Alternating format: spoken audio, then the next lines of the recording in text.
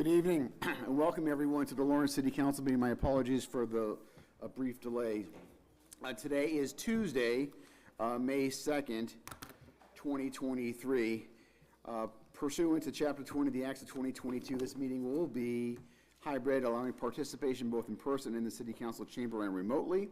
You may access this through our Zoom link and also through the Lawrence City Council Facebook page and Lawrence City Council YouTube page. At this point, I will ask the clerk to please call the roll. Councilor Levy. Present. Councilor Dela Cruz. Is she remote? Noted as absent. Councilor Russell. Present. Councilor Rodriguez. Noted as absent. Councilor Del Rosario. Present. Councilor Selena Reyes. Present. Councilor Infante. Present. Council Vice President Reyes. Present. And Council President LaPlante. Present. Councilors, earlier this week, I think over the weekend, there was a tragedy on Royal Street where an actual constituent of mine, Desiderio Arias, was killed over the weekend. And I just think as we have a moment of silence this evening that we consider him and his family and friends in our prayers. So I'll ask all of us to rise for that, followed by the Pledge of Allegiance.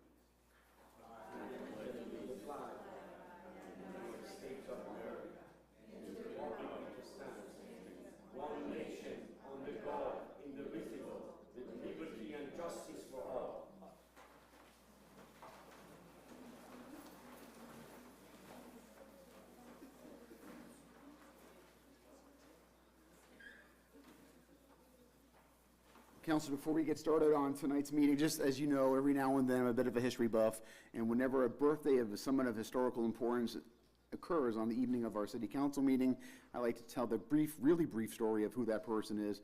Today's person is William Kennedy. There's a park named after him near Central Catholic, near the intersection of Holly and Daisy Street, in Councilor and State Representative, I believe, Reyes' district. And his story is very brief. He served in World War I.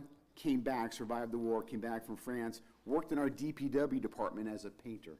But unfortunately, he was doing a project at the Oliver School. He was 30 feet high, working on a painting and a drapery project when he fell off the scaffolding and died. Members of the city thought that this was tragic, and decided to name the park right across from Central Catholic in his honor. So that's, but his birthday would have been today. He was born in 1897. We're going to move on now to public participation. I think we just have one name here. I think it's Mr. Mali. Humayun Mali, 53 Chester Street.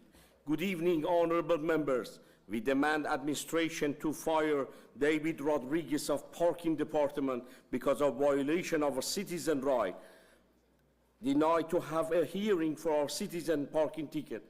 We, the citizens, are united in this important election year, support Lawrence Police Union. This union of pride and honor deserves the best contract. Lawrence Police, thank you for your services and hard work. Administration has suspended Honorable Chief Roy Vask, such a great leader, because of political reason, without any explanation. We are million thanks to our DPW workers. We support DPW Union and our inspection department. We, the citizen, support Lawrence Teachers Union. Thank you for your hard work and sacrifices during the pandemic. Administration need to fire David Rodriguez to end Lawrence Parking Department mismanagement and abuses. We demand from the administration to stop the wrongful policy in asking our citizens to have a problem to go to the third floor, fill up an application, and the administration do nothing. Save Lawrence, prosper Lawrence is only possible. We have the best contract for Lawrence Police now. Thank you. Thank you very much. That ends public participation this evening. Mr. Malley, your name, address, and your topic is part of the City Council minutes. I do believe that Councilor Giovanni Rodriguez is just now connecting us virtually, so I will ask the clerk to please read the roll for Councilor Rodriguez. Councilor Rodriguez. Thank you. Because Councilor Rodriguez is virtual, we are going to have to take every vote this evening with a roll call vote. I went to all of you this evening to see who is here for what reasons, and I marked those things down. So when the order on the agenda, just to try to facilitate, and maybe you folks want to do something else this evening, you're welcome to. So we're going to go out of order. There were 4 public hearings that people are here for. The first one is document 29021, an ordinance creating the position of safety manager in the Department of Public Works. I will ask the clerk to please read the public hearing notice. Notice is hereby given that the Lawrence City Council will hold a public hearing on Tuesday, May 2nd at 7 p.m. The public meeting in the City Council Chambers, 200 Common Street, Lawrence, Mass., pursuant to Chapter 2 of the Acts of 2023 and in accordance with the recently revised City Council Rule 2, this meeting will be held hybrid, allowing participation both in person and remotely to accommodate any participant with health considerations that prevent them from participating in person. To receive access codes for remote participation, please contact the City Clerk, eileen.bernal@cityoflawrence.com or 978-620-3230. The meeting may be viewed on Facebook and YouTube, and links are provided. The purpose of said hearing is to gather testimony, information, and public input concerning the proposed amendment of the revised ordinances of the City Council to be further amended by adding the following new paragraph to Section 2.64 of the Municipal Code, Department of Public Works, 2.64290, Safety Manager. The office established to the Department of Public Works a safety manager appointed by the mayor who shall report directly to the Director of Public Works. Sub B, duties under the direction of the Director of Public Works, his or her designee. The safety manager serves as the department's health and safety coordinator, tasked with developing health and safety programs and ensuring department compliance with all applicable safety standards. The safety manager will be responsible for assisting with and monitoring routine maintenance and repair work, as well as implementing citywide programs including safety inspections, accident investigations, and safety training to maintain compliance with all local, state, and federal laws. Sub C, qualifications. Required a high school diploma or equivalent. Required a hoisting engineer's license in accordance with Massachusetts General Law, Chapter 146, Section 50C. Class B, commercial driver's license, CDL, is required. Must have 2 to 3 years of experience in construction-related position and/or 1 to 2 years of experience in a safety-related position. Must have OSHA-30 certification. Sub D, salary and benefits. The salary for the safety manager shall be grade E. The safety manager shall be entitled to receive all benefits provided to non-union employees regularly employed in the administrative service of the city. To the extent persons wish to be heard, to the extent there exist any ordinances to the contrary, they are hereby repealed in that respect only. Persons wishing to be heard shall be afforded the opportunity. Public hearing is now open. Are there any members of the public who are here who wish to speak on this matter? Name and address, please, for the record, sir. Humayun Malik, 53 Chester Street.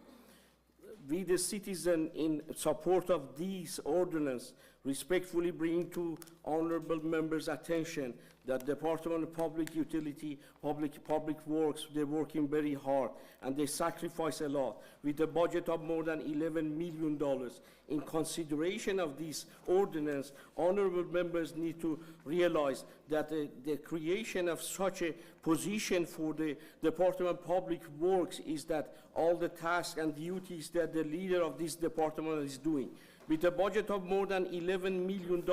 Instead of creating such an additional task as a higher level, somebody in charge of the safety, we need to dedicate additional budget and funding to the hardworking DPW workers. Since all the tasks that in this ordinance propose and suggest has been already done by the leadership of DPW workers, we the citizen demand of you do this appropriation of this funding to the DPW workers. Instead of citing this budget and the funding of this budget from the $11 million that budget of the DPW has been for the last year, to do this funding in support of DPW workers and their employees. They're working so hard and they need more equipment. So we the citizen respectfully requesting for you deny and vote no about this proposal by the administration. Thank you. Are there any other members of the public who wish to speak on this item? Seeing none, the public hearing is now closed. Councilors? Motion to approve? Second. Motion made by Councilor Vice President Reyes, seconded by Councilor Del Rosario. Discussion? Hey. Councilor Russell. Okay, under paragraph B in the duties, it says, under the direction of the Director of Public Works and his or her designee, the safety manager shall serve as the department's health and safety coordinator, tasked with developing the health and safety programs. We go to paragraph C, qualifications. There is nothing in any of those qualifications that require any background in a health field. Could you repeat the question again, Mr. Russell? Should the words health be in the paragraph B as in duties when they're not mentioned at all in the qualification tab on paragraph C? I'll look to the person who's the water commissioner to provide some more clarification on the question that Mr. Russell is raising with respect to having that language with respect to, I believe, health on one of the paragraphs. Can you address that question, please? Health and safety is Name and address, please. and I'll- Thank you. William Hale, Water and Sewer Commissioner for City of Lawrence, 7 and Agnes Terrace, Methuen, Mass. Health and safety, so safety would just go along, the health part of it would be like maybe, people working in the sewers, we would be able to provide them to go to Lawrence General Hospital, get a shot that they need so they don't transmit any diseases and things like that. It's not necessarily like a nursing degree or anything like that. Okay. Any other comments or questions on this item? Seeing none, I'll ask the clerk to please call the roll. Councilor Infante. Yes. Councilor Selena Reyes. Yes. Councilor Del Rosario. Yes. Councilor Rodriguez. Yes. Councilor Russell. Yes. Councilor Dela Cruz, noted as absent. Councilor Levy. Yes. Council Vice President Reyes. Yes. Council President LaPlante. Yes, the motion carries. At this point, I'd like to entertain a motion to ask the clerk to suspend with the reading of the preamble with each public hearing. So moved. Second. Motion Thank you, made by councilors. Councilor Infante, seconded by Councilor Del Rosario. Discussion? Hearing none, clerk, please call the roll. Councilor Levy. Yes. Councilor Dela Cruz, noted as absent. Councilor Russell. Yes. Councilor Rodriguez. Councilor Del Rosario. Yes. Councilor Selena Reyes. Yes. Councilor Infante. Yes. Council Vice President Reyes. Yes. Council President LaPlante. Yes, the motion carries. At this point, if there's no objection, I'll go to the next item where people are here for, which is document number 37722, an amendment of the section of the Lawrence zoning ordinance for District I-4, a planned industrial development district. Clerk, would you please read the public hearing notice? The purpose of the hearing is to gather testimony, information, and public input concerning the proposed amendment to the city's zoning ordinance by changing the use table for the zoning district I-4, Planned Industrial Development District, for multifamily housing from prohibited to allowed by special permit with site plan approval with certain conditions. A copy of the zoning amendment and the map for which is referenced is therein, for which is referred to therein, are on file and may be examined in the Planning Department, 12 Methuen Street, first floor, Lawrence, Mass, during business hours of Monday through Friday, 8:30 a.m. to 4:30 p.m. Persons wishing to be heard on this item shall be afforded the opportunity. The public hearing is now open. Are there any members of the public who wish to speak on this item?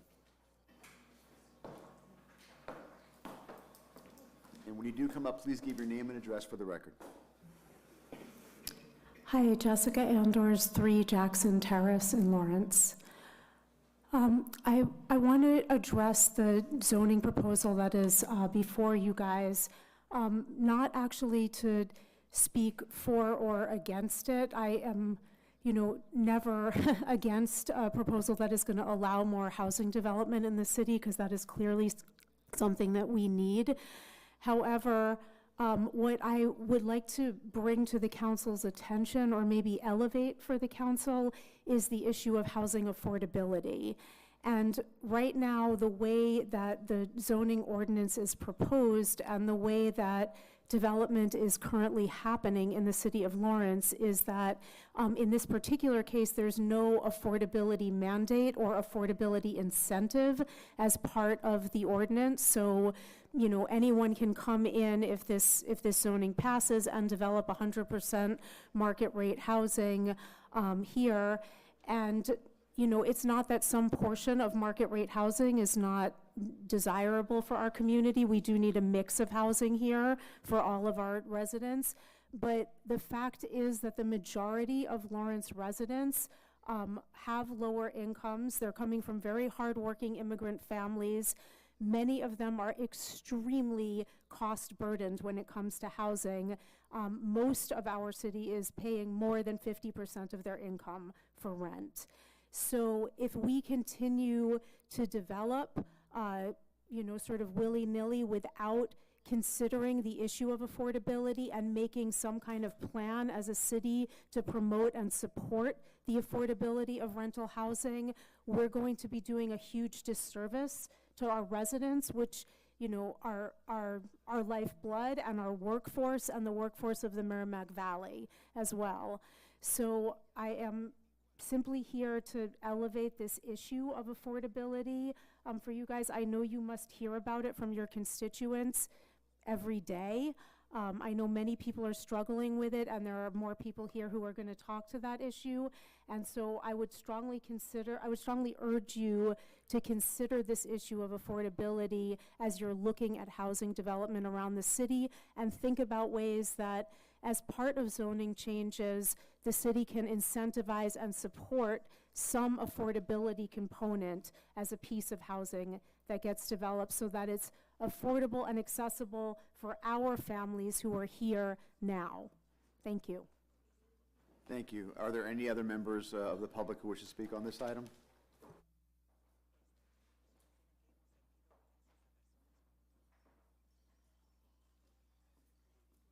Good evening, councilors. Spencer Buchholz, 5 Yale Terrace, Lawrence. Just to add a little bit more context to what Jess was saying, so I work for Lawrence Community Works, and I'm the project manager on the Island Parkside project, which is, we're developing a 40-unit building on Island Street. And when we had our lottery, so that building is 100% affordable, and we had our lottery for those 40 units, we had 1,000 people apply for those units.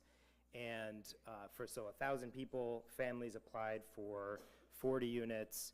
75% of those applicants were people applying who already had a Lawrence address. And so just to highlight that the need is really great, even at Lawrence Community Works, where we do all affordable housing development, like we are overwhelmed with the amount of applications that are coming in from people who live in Lawrence already looking for affordable opportunities. So as Jess was saying, as we're coming up with new zoning regulations, to make sure that we're carving out a piece of that for continued affordable housing development. Thanks.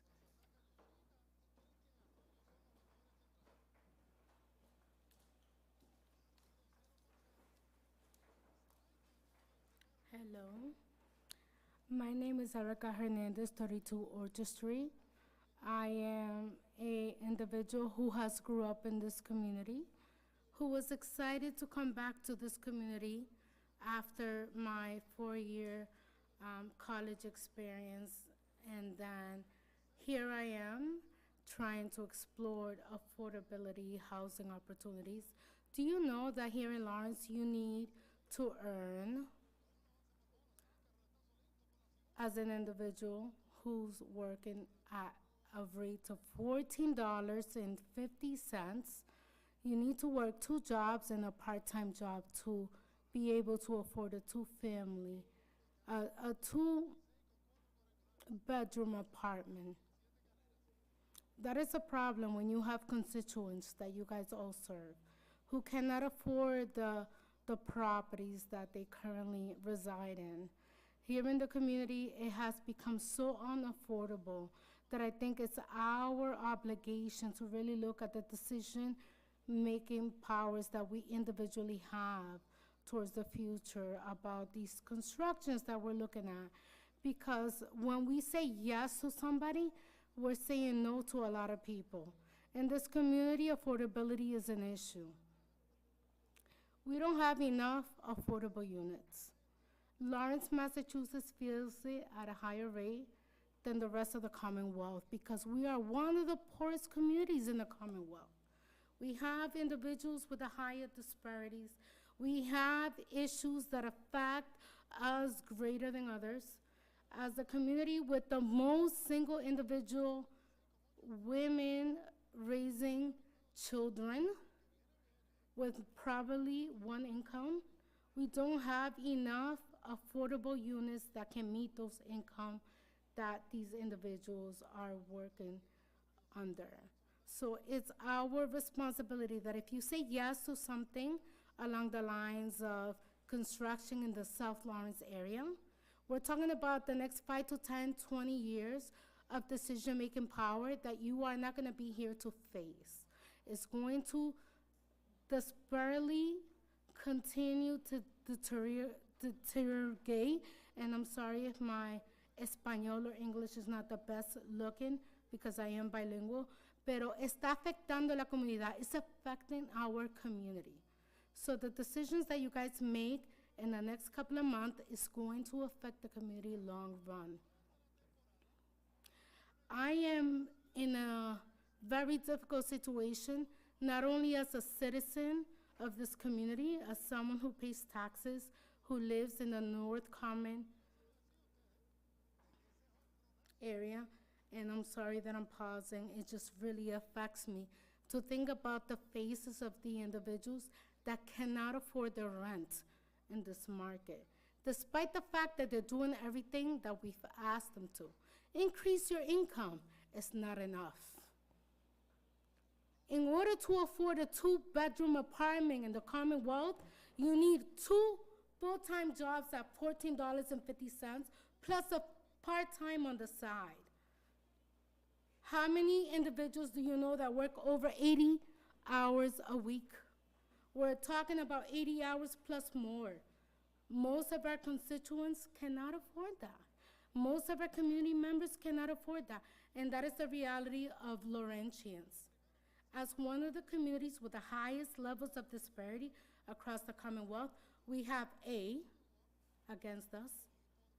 Yes, President LaPlante, I'm speaking to you.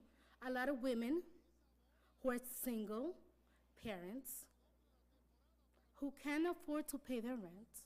That is the reality of our community. Over 80 plus individuals who do not vote. My job will be to elevate their voices because they are affected by the gentrification that we are seeing in Lawrence. Affordability is not something that we're talking about. Who in Lawrence can afford a $3,000 apartment? A 1-bedroom apartment at $3,000 rate.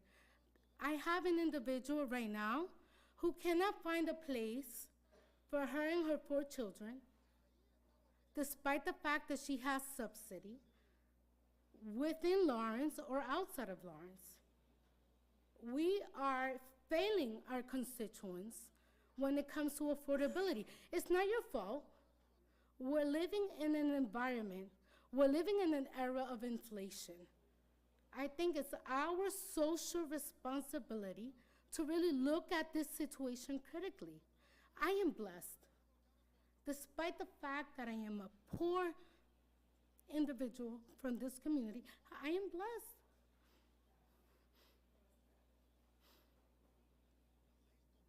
unfortunately, there are a lot of individuals that we serve that are not blessed. They didn't grow up with the kind of structure that I grew up, with the kind of support that I grew up, public, community support. Nonprofits stood up when the government failed me. I'm sorry, it's awkward. I come from the last recession. So we're looking at the next recession if we don't address the issues that are affecting Lawrence constituents. Because in 2006 through 2009, I remember how many individuals used to be so proud to say, I own a home here in Lawrence. My mommy, my papi, tiene una casa aquí en Lawrence. They lost their house to the recession. We're looking at the next recession if we're not responsible. Because guess what? Poor communities feel it first. We feel it first. It's been over 15 years and I feel it. So it's your social responsibility to address this. I'm not crying. I'm angry. I'm angry because we're not being responsible. If you say yes to the development in the South Side, I'll hold you all accountable for the next 10 to 20 years of decision making. Why? Because your yes means nothing to your term, because you will end your term. But your decision-making power will affect my future kids and other generations. We're living in a very difficult era, and Lawrence is feeling it the most. Affordability is true. Do you know what it is to live in your car and to be around that table? One of you guys is addressing housing affordability issues, I can assure you. Because the statistics don't fail. They happen. Like every single time I leave a reunion, there's someone who's the loudest voice, who's, luckily I'm so blessed, but there's always someone that's dealing with it. It could be your friend, your neighbor. It could be anyone. Life happens. So please be mindful of the decisions that you make. If you say yes to the construction in South, amen. We need more housing. But make sure that we are addressing the issue that we are seeing across the Commonwealth. We have a disparity of over 200,000 units that we need to build, to fill in that gap of lack of affordability across the Commonwealth. I have been so focused on this issue that it makes me kind of sick to my stomach, and it makes me sick that I live in one of the poorest cities in the Commonwealth, and we're not taking it serious. It affects our members of this community, whether you believe it or not.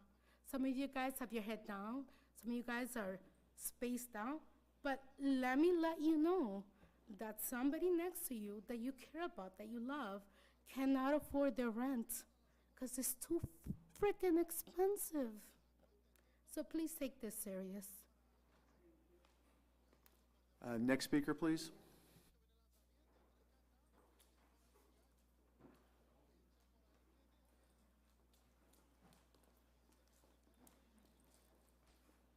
Hello all, and thank you for having us here today. My name is Isamara Herrera. This is my daughter, Julie Maris Milan. I am of 107 Lexington Street as well as ACC Lawrence. I'm the Youth Leadership Program Coordinator and HUD Housing Counselor. I have seen within the last week and a half about 6 or 7 individuals who are homeless who cannot find housing. Yes, ma'am? Isamara Herrera, ISSAMAR. Thank you, Estela.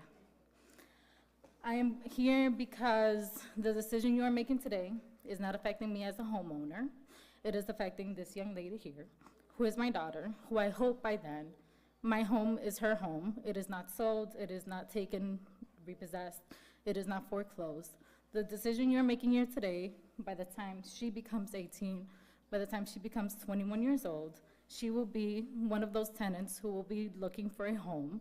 I hope that I can educate her enough to be able to make the right decisions, where if her dream is to be a dancer, as it is today, by then she can make the money that she needs to be able to afford the housing that she needs in order for her not to end up to be a homeless individual like those we are helping, and we have helped over the last few weeks, okay?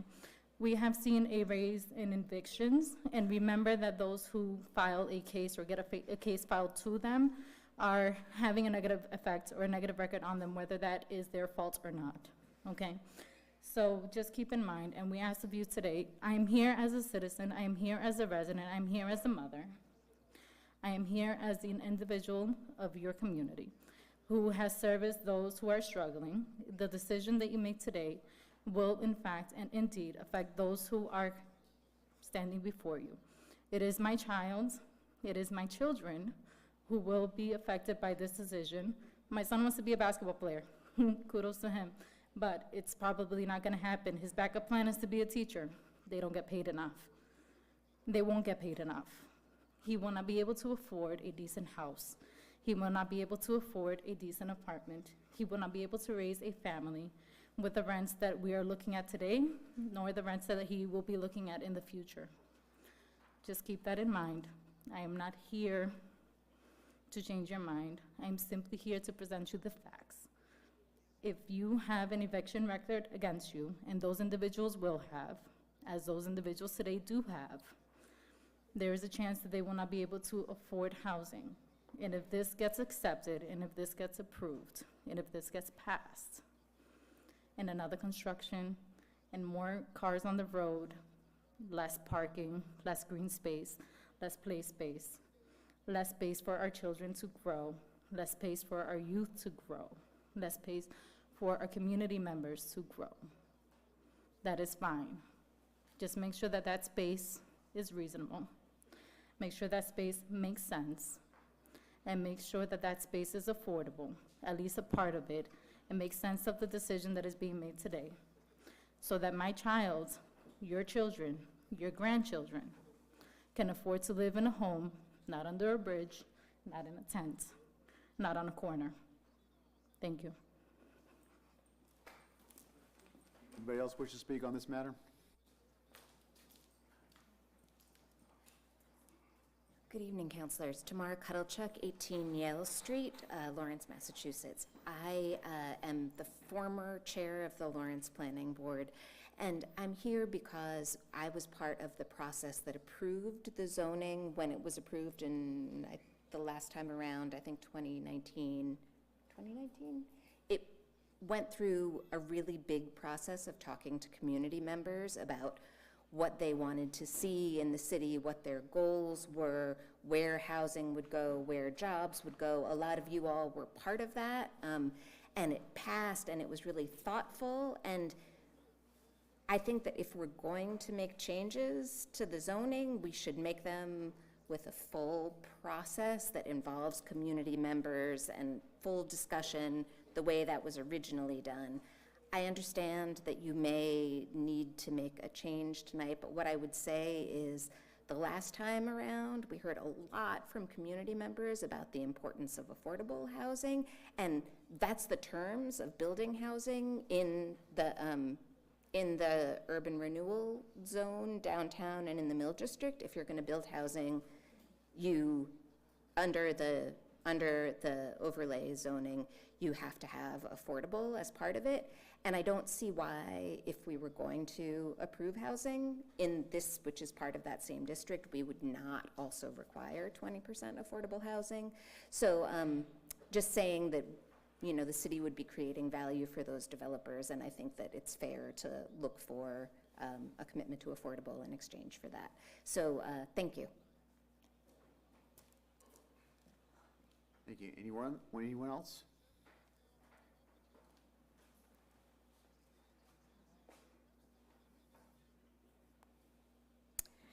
Good evening, everyone.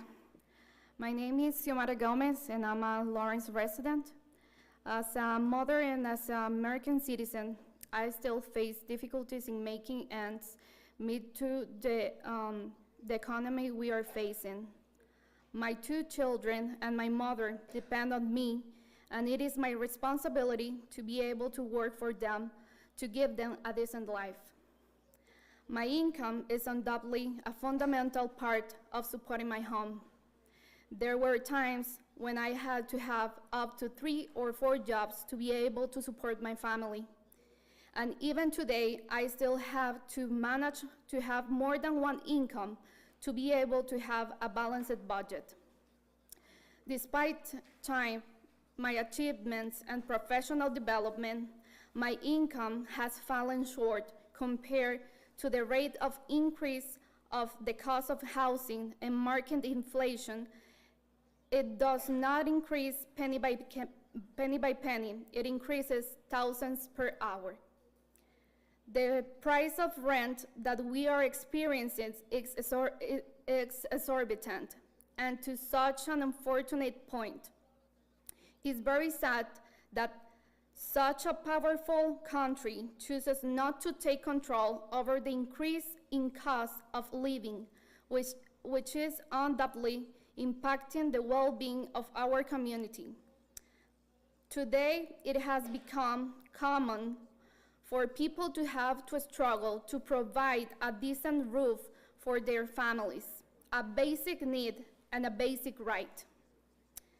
That is why I wanted to be here today to speak for many people who, like me, are hardworking people who watch over the well-being of their families and who today call on the authorities to focus their attention of the development of affordable housing and on investing in programs that support our community to fulfill the dream of having a home. Enough with being attacked by ridiculous rent hikes for apartments that in some cases do not even comply with the housing quality standards as required by law. We need safe, decent, affordable housing for our families. Thank you very much. Thank you.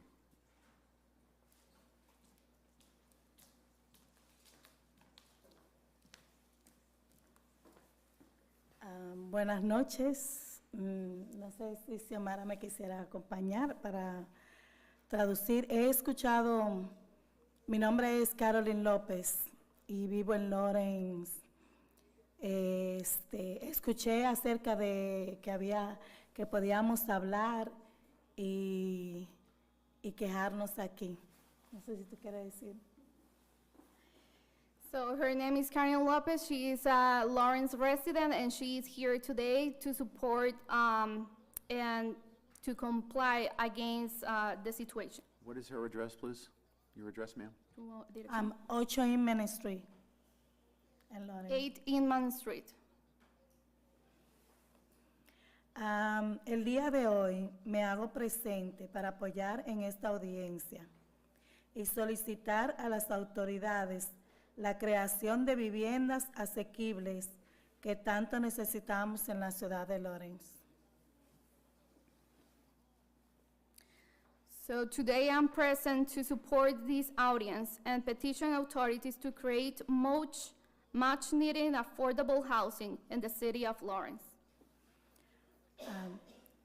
Es lamentable que la cantidad de personas que vivimos aquí en la ciudad de Lawrence tengamos tan pocas oportunidades para una vivienda asequible. It is unfortunate that for the number of people that are living in the city of Lawrence, there are so few affordable housing opportunities. Por favor, a las autoridades necesitamos de su apoyo para la creación de viviendas asequibles para aliviar un poco la economía de nuestros residentes. Please, to the authorities, we need your support for the creation of affordable housing to alleviate a little in the economy of our residents. Muchísimas gracias. Thank you very much. Thank you. Is there anyone else who wishes to speak on this item?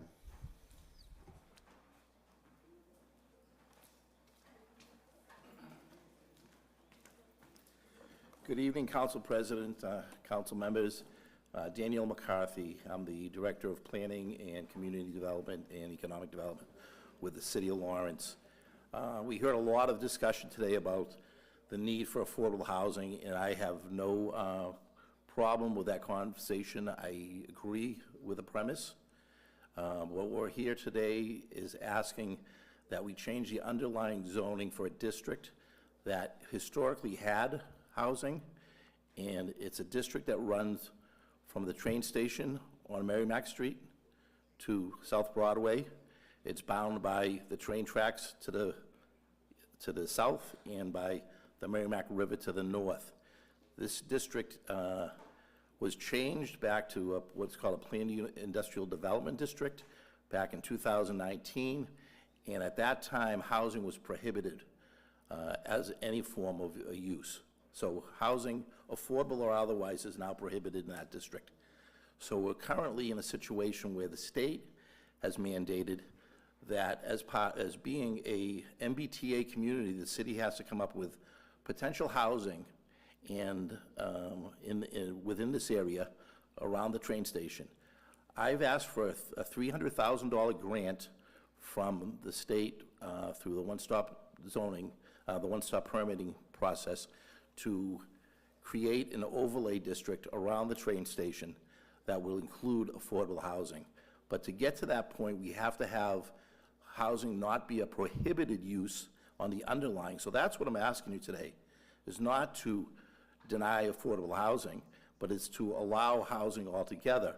I think it's ironic that people who support housing and are, I think, exemplifying the great need the city has for housing are asking that you take a no vote to deny housing and continue to prohibit it in this district. This is just one step in the mayor's plan for designing housing. We actually have one project that's currently waiting the passage of this bill. It's Greater Lawrence Community Action Council has a project to develop more than 90 houses within this district. All of these will be affordable. So ironically, nearly 100 units of affordable housing would be denied by a vote of no tonight. So that's what I'm asking tonight, is that you take a vote to no longer prohibit housing as an underlying use in this district. And I promise to you that I will be coming back to improve on the mayor's promise to create more housing, more affordable housing, and more housing in the neighborhoods and districts to try and improve the parking and create a better sense of development. Again, I was approached by the Department of Housing and Community Development about this district, and they were amazed that we were prohibiting housing across the street from a train station. They said, what kind of community would prohibit housing across the street from a train station? That is the opposite of every principle of current housing, is that you want to build housing near transit stations to promote the use of alternative vehicles rather than have reliance on cars. So that's the goal of the city. I think it's a laudable goal. And I said, I'm not here to oppose affordable housing. I support affordable housing. And I promise that I will work to create more affordable housing. But if we vote no on this today, it'll be a step backwards, and I think towards finally achieving that goal. So thank you. Hi, good evening, council members, council president. The Octavian Spanner, senior advisor to the mayor. The housing shortage is a state problem, as you all know. Communities like Lawrence are always the first communities to where we are basically affordable housing is pushed down our throat.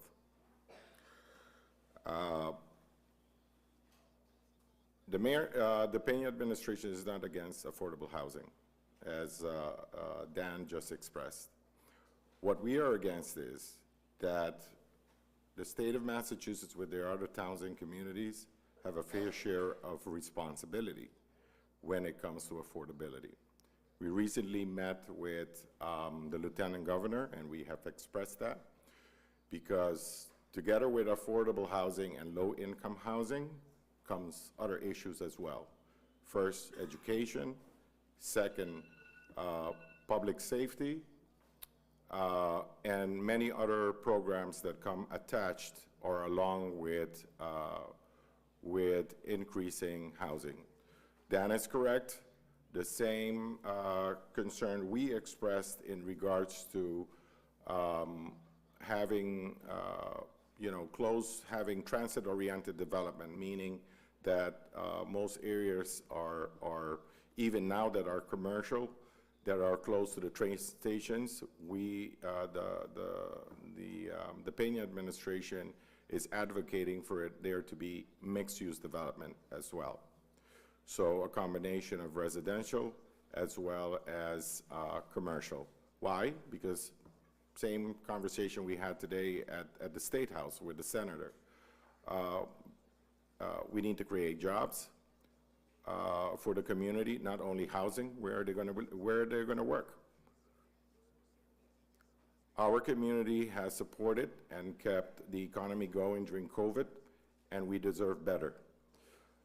And we do need to get private investment because we do have a gap in our budget, meaning that we have close to $1 billion in tax-exempt properties. And there's no way, no strategy until now to recover a portion of that. So the administration is for affordable housing, but we do want to see the plan that the state has in regards to the fair share of responsibility, meaning other communities in the area, what is it that they have? Okay, Lawrence, Haverhill, Lowell are always the target. Affordable housing we are known to be a target for affordable housing, but at the same time, what comes with it? You know, where's the additional dollars coming, and how can the state assist us? Thank you. The public hearing is now closed. Looking for a motion from the council. I see Council Del Rosario with his hand. Will you make a motion? Who's looking for a motion? Motion to approve? Motion made by the Vice President. Is there a second? Second. Seconded by Councilor Levy. Discussion. I want to see Councilor Del Rosario. I then heard Councilor Rodriguez, and then Councilor Infante, 1, 2, 3. Councilor Russell. Let's start with that. We'll get around to the rest. Go ahead.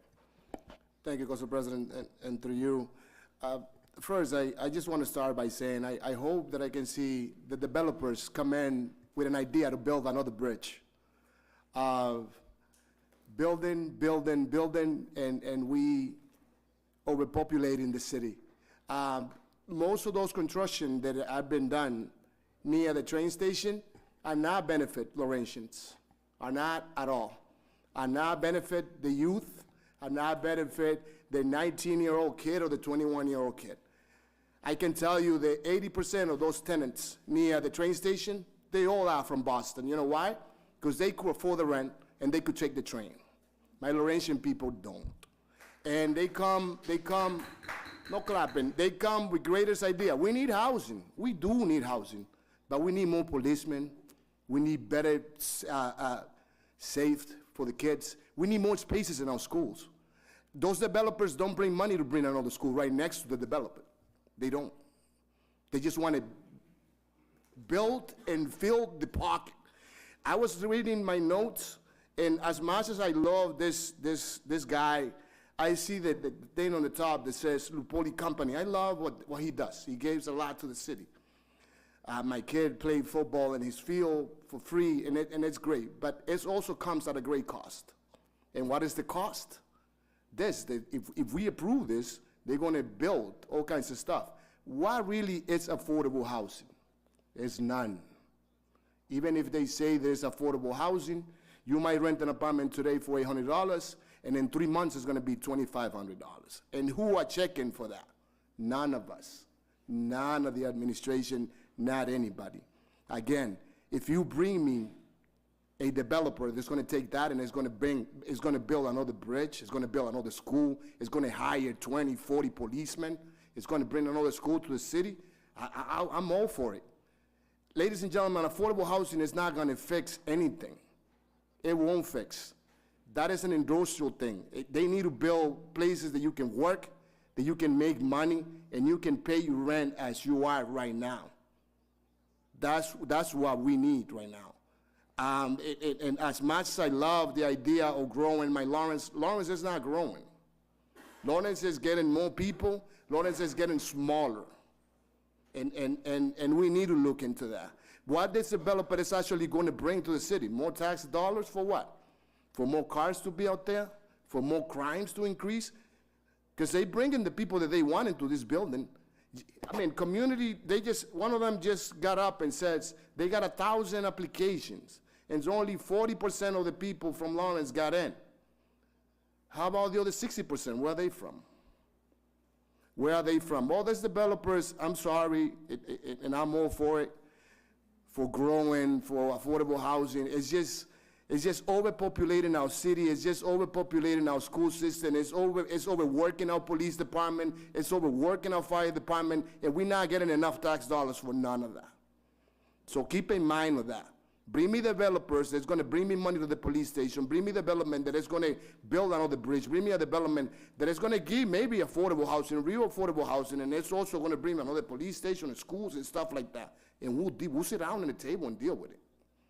And I told Mr. McCarthy one time that Lawrence, and again, I'm going to say, Lawrence is a prostitute. We're going to give you this if you give us that. And I'm sorry that I put that. The state is doing whatever they want to do with us. And the state is not even giving us half of what we give the state. So, again, that should be building work. That should be place to work for people. Talk to New Balance. Let's see if New Balance wants to build there. Lupoli already has enough apartment project. Lupoli has enough development in that area. And we need to think of that. McCarthy, please bring developers that want to actually develop Lawrence. No enter our pockets. Thank you. Next is Councilor Rodriguez, followed by Councilor Infante and Councilor Russell. Yes. Thank you, Council President. Can you hear me all right? Yeah. We can hear you. Go ahead, Councilor. All right. Councilors, good evening all. I just want to express my opinion about the situation of changing the industrial 4 to allowing more housing to be built on that area. In 2019, when that was proposed to us, we voted in favor of it, with an idea of and a story behind it of about 2 years worth of work of the Lawrence Redevelopment Authority and many other groups that explained to us and allow us to vote on a zoning on an area that was going to bring more jobs to the city. Now we've seen that things are different after the pandemic, COVID, and everything happened. Things have changed. I'll tell you, I'm not against affordable housing, or against any type of housing in the city of Lawrence. But we need to be able to study the different aspect of housing, and that comes with the affordability. If we're going to be discussing that, my suggestion to you is the following. Why don't we study the components of having the 20% affordable housing on that section, and then make a determination whether or not that will be beneficial for the city. Instead, what we're doing tonight, we are just approving housing component on that section of the city that is only market rate. And it's possible that probably we have projects that organizations comply with on their own will, comply with what is needed on the city, which McCarthy just stated that an organization want to develop affordable housing on the area. But I think that if we are, as a legislator, we have the responsibility to actually put in paper as part of the legislation what we're looking for the city, and not necessarily be at will of someone that wanted to do something that is beneficial for the city. If you want to take care of the affordable housing on that section, we need to have it as part of the table. We need to have it as part of the discussion tonight. Otherwise, it is not going to happen. It might happen, but I mean, most likely, there is not many organizations that are willing to build affordable housing. Just a few in the city of Lawrence. So if we want that to happen, we need to put it on paper as part of the legislation. Otherwise, today's vote is just to have a market rate housing on that area, which we didn't agree in 2019, and I'm not convinced today, other than, you know, being available to study every aspect of. And right now, we're just looking at market rate, not affordable. I think that we should discuss all of the aspects of the housing component that we change in the industrial E4 to allow housing on that area. So that's all I need to say. Thank you. Next speaker is Councilor Infante. Thank you, Council President, through you. With this item, to be completely transparent, very conflicted. Just last week, I referred a constituent to a nonprofit organization. I spoke to the executive director with, this individual has a good job, but cannot afford their rent. And just before this meeting, I came across another individual that I just helped. It's real. I mean, we heard what's going. We heard from our constituents tonight, and like I said, just before this meeting, I was helping out a second person within a 1.5 week span, and the documents that we have here does not support helping our Laurentians. The two documents of support that we have for this is from people that aren't part of our community, are developing, and are not contributing to the actual issue, underlying issue that we have. And just to say, and I just want to make clear, the second person that I helped also has a good job and cannot afford the rent. So it's not a fact that people don't have jobs or trying to find jobs. It's people that do have decent jobs that cannot afford what's going on. And I'm conflicted because I do understand that the vote is to change an ordinance and then there's more work to be done. But like I said, I was just dealing with this right before the meeting. And I'm conflicted. That's all I'm going to say. Councilor Russell, then Vice President Reyes. Thank you, Council President. I wish the people that are here that are complaining about the affordable housing, we are here tonight to change the zoning. That's all we're here to do, is just to change the zoning to possibly allow this stuff to go into existence. The affordability, people have to talk to the developers. The developers seem to think that the residents of Lawrence are an ATM machine.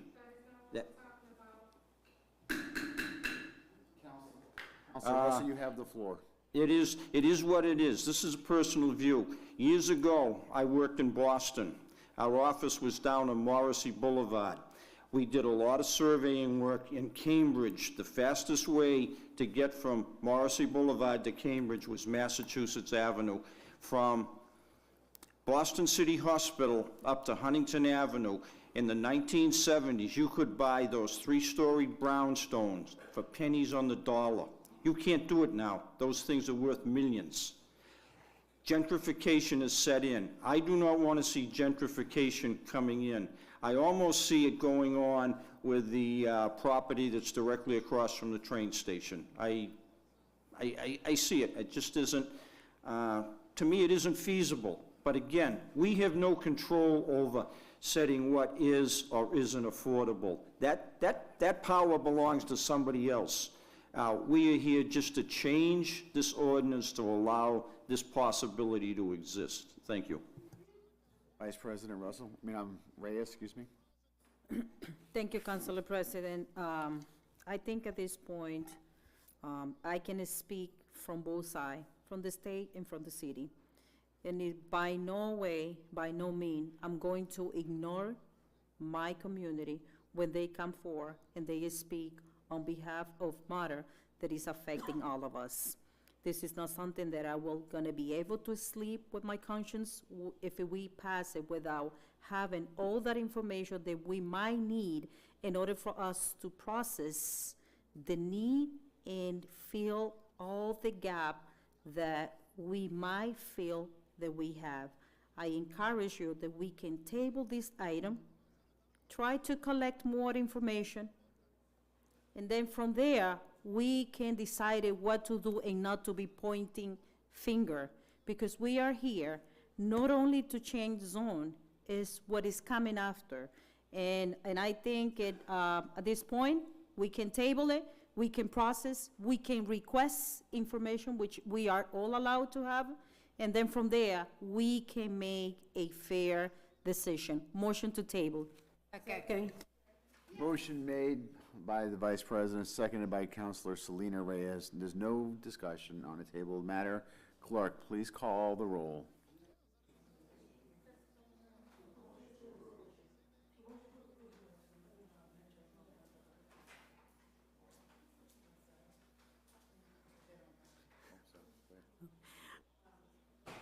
Councilor Levy?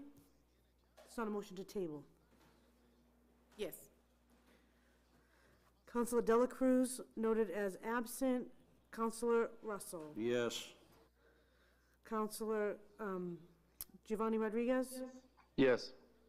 Councilor Del Rosario? Yes. Councilor Selena Reyes? Yes. Councilor Infante? Yes. Council Vice President? Yes. Council President LaPlante? Yes, the motion to table carries. The next document before us is document number 40822. It's a National Grid at Marston Street. Install one JO pole at 4642-50. Clerk, will you please read the public hearing notice?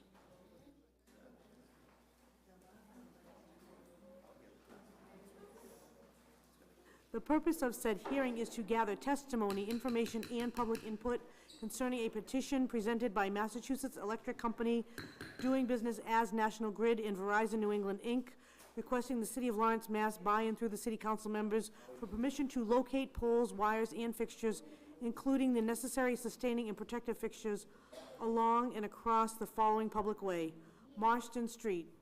National Grid to install one JO pole 4642-50 on Marston Street, beginning at a point approximately 550 degrees north-northwest of the center line of East Platt Street and continuing approximately 20 feet in an east-northeast direction, approximately 50 degrees north-northwest of the existing pole 4642 to provide service for a rebuilt property at 207 Marston Street. Persons wishing to be heard shall be afforded the opportunity. The public hearing is now open for this document. Are there any members of the public who wish to speak on this item? Name and address, please, sir, for the record. Yep, my name is Michael Muniz. I'm representing National Grid at 1101 Turnpike Street in North Andover. Yeah, this is just a petition for a pole for a new building. It's the one building is already built and ready for power, enterprise rental and car wash. Are there any other members of the public who wish to speak on this item? Seeing none, the public hearing is now closed. Councilors? Motion to approve. Second. Motion made by Councilor Levy, seconded by Vice President Reyes. Discussion. Discussion. Councilor Del Rosario.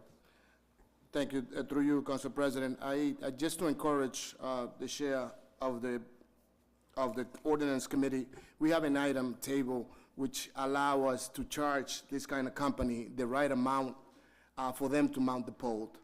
They've been paying $100 to the city, and this costs the city over $500 just to get it posted on the newspapers and to get everything that we need to get them to do the job, and they only write a check for $100. So it's time that we bring that item up, and we make those companies like National Grid pay what actually costs the city.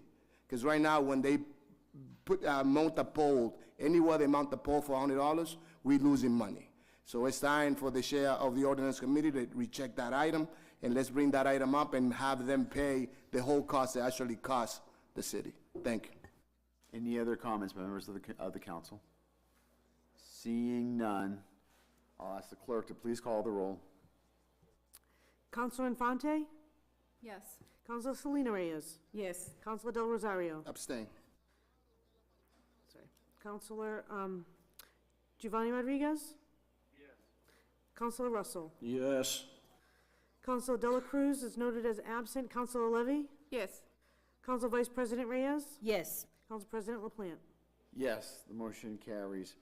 If there's no objection, I'll take the next document, which is document number 9023, a review and approval of the annual application to HUD for the Community Development Block Grant, CDBG, for $1,551,622, and the Home Grant for $944,075. Clerk, would you please read the public hearing notice?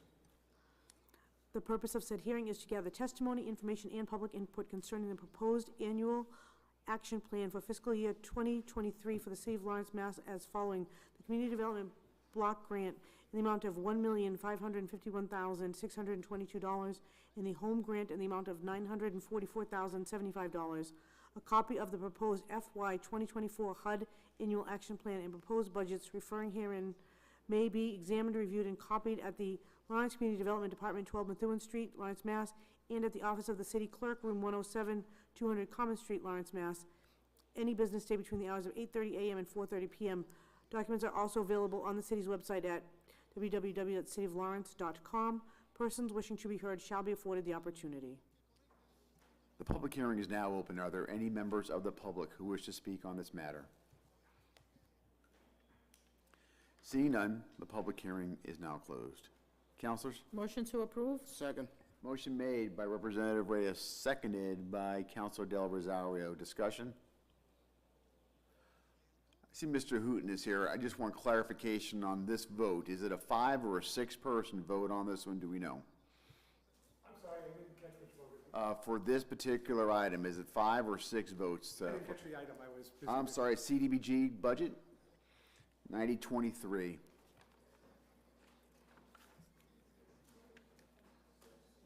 Six. Thank you. Just want to double check? Yes, So with 6 six. votes on this. Any further discussion on this matter? See none, I'll ask the clerk to please call the roll. Council Yes. Councilor Dela Cruz is noted as absent. Councilor Russell? Yes. Councilor Giovanni Rodriguez? Yes. Councilor Del Rosario? Yes. Councilor Selena Reyes? Yes. Councilor Infante? Yes. Council Vice President Reyes? Yes. Council President LaPlante? Yes. Motion Motion carries. We are going to move next to the Budget and Finance Committee. We will come back to the public hearings. Everyone is gone for that. So we will go right to the Budget and Finance Committee. Chairman Rodriguez, are you prepared to give document number 12523, the committee report? Give me 1 second.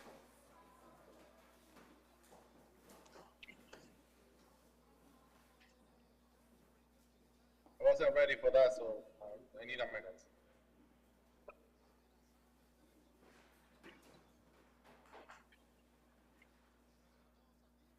We could go right to the suspended. What was the item, Council President? That document is 125 23. We'll be doing all three of them. So the first one is the transportation infrastructure enhancement. Yes, the Budget and Finance discussed item 12523, the authorization to spend funds for the amount of 132,380 from the Commonwealth Transportation Infrastructure Enhancement Trust Funds. It was presented to us by the DPW Director, Nuri Jaime, and the committee voted in favor to send it to the full council as a committee report. No, with a fair recommendation, and we would like to make that as a form of a motion. Motion been made, seconded by Second. Councilor Selena Reyes. Discussion. See no discussion, I'll ask the clerk to please call the roll. Counselor Infante? Yes. Counselor Selena Reyes? Yes. Counselor Del Rosario? Yes. Counselor Rodriguez? Yes. Counselor Russell? Yes. Counselor Dela Cruz is noted as absent. Counselor Levy? Yes. Council Vice President Reyes? Yes. Council President LaPlante? Yes, the motion carries. Mr. Chairman, are you prepared to give the committee report for document 13023? Met and discuss item 13023, which is the transfer of funds from the capital revenue to the new account for capital improvement related work. And that was for the amount of 1.2 million, 1,218,833. It was presented by our CAFO, Mark Iannello. The committee voted to send it to the full council with a favorable recommendation, and I would like to put that as a form of motion. Second. The motion has been made, seconded by Councilor Levy. Discussion. See Councilor Russell. Okay, I see in the transfer to column, there's $200,000 for recycled bins, and it calls it a new account. Is that $200,000 going to be for recycling bins for the trash pickup to the people that have old bins, or what? Let me invite our DPW Director, Mr. Jaime, to answer the question. Mr. Jaime, welcome. Yeah, good evening, councilors. Good evening, Mr. President. Yes, those are gonna be recycling bins. That's gonna be our first package. Obviously, we're gonna need more, but we're gonna do as a plan right now that we have to see how it works, you know, and to see how it goes with that. Any further discussion on this item? Seeing none, I'll ask the clerk to call the roll. Before the clerk does call the roll, the chair has been informed that Councilor Del Rosario is recusing himself for an apparent conflict of interest on this matter. Clerk, please call the roll. Councilor Levy? Yes. Councilor Dela Cruz is noted as absent. Councilor Russell? Yes. Councilor Rodriguez? Councilor Del Rosario has recused himself. Councilor Selena Reyes? Yes. Councilor Infante? Yes. Council Vice President Reyes? Yes. Council President LaPlante? Yes, the motion carries. Thank you, councilors. Mr. Chairman, are you prepared to give the committee report for document 13823?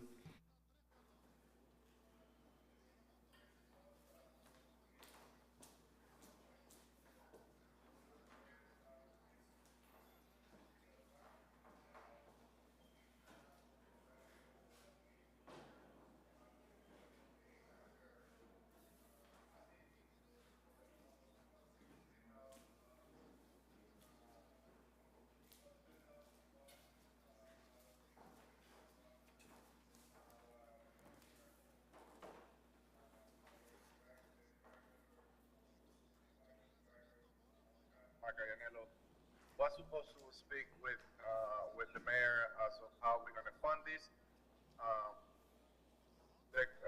And we decided to send it over for information to the full council. If we have information on these points, I would like to expand that opportunity to be presented. I put that as I put it as a form of a motion to present that as a committee report. There is a committee report has been issued and seconded by Vice President Reyes on the committee report. Discussions on the committee report. Councilor Russell? On the committee report. Just the committee report. We're going to have probably a second vote coming up. Seeing no discussion on the committee report, I'll ask the clerk to please call the roll. Counselor Infante? Yes. Counselor Selena Reyes? Yes. Counselor Del Rosario? Yes. Counselor Rodriguez? Yes. Counselor Russell? Yes. Counselor Dela Cruz is noted as absent. Counselor Levy? Yes.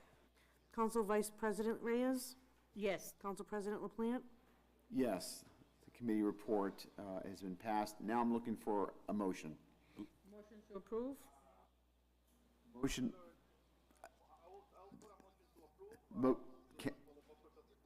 The Vice President's made a motion to approve. I'm going to take that as it's seconded by Councilor Rodriguez. For the purposes of discussion,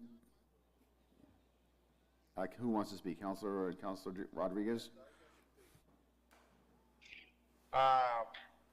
Councilor, do we have anybody from the mayor's office or anybody from the Greater Lawrence Community Action from the BOC with us tonight?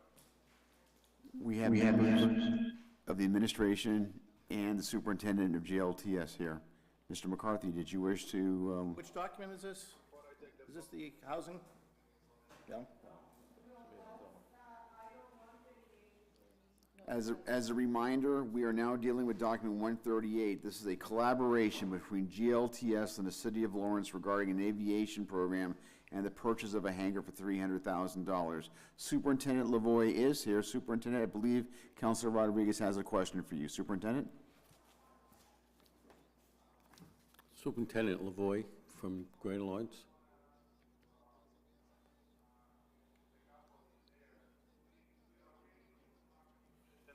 With the mayor's office as of how to proceed.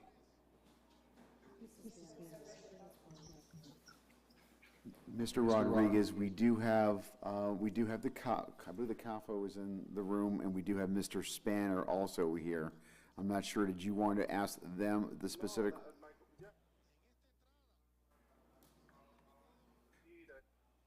I'm more than in favor of a positive result. So the question that the counselor is raising is he's looking for the funding for this program. I'm not sure how granular he wants to get. Perhaps he's looking for what accounts or what the transfer is. Where's the money coming from? I believe that's the question. The funding is coming from free cash, and it would be reimbursed. That's the understanding that in the meeting between Superintendent Lavoy, the mayor, and staff.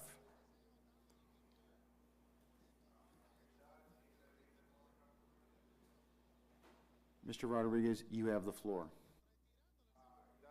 The case, if we were going to utilize the funds from free cash, I would like to offer a friendly amendment to the underlying motion to approve the transfer of the $300,000 from free cash to the special account for the purchase of the hangar.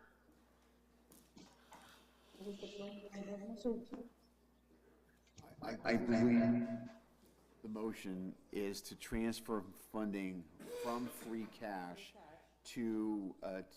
for the purposes of purchasing the hangar or renting whatever, purchasing the hangar, because I do believe that this item is so far it's silent as to where the money is coming from.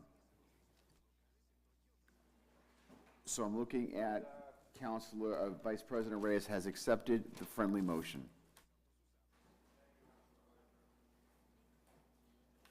Is there any other counselors who wish to speak on this matter? Before I recognize Mr. Russell, I think one of the things that came out of the committee was correspondence to Representative Moran. I believe he was invited. Have we received any kind of response from the leader?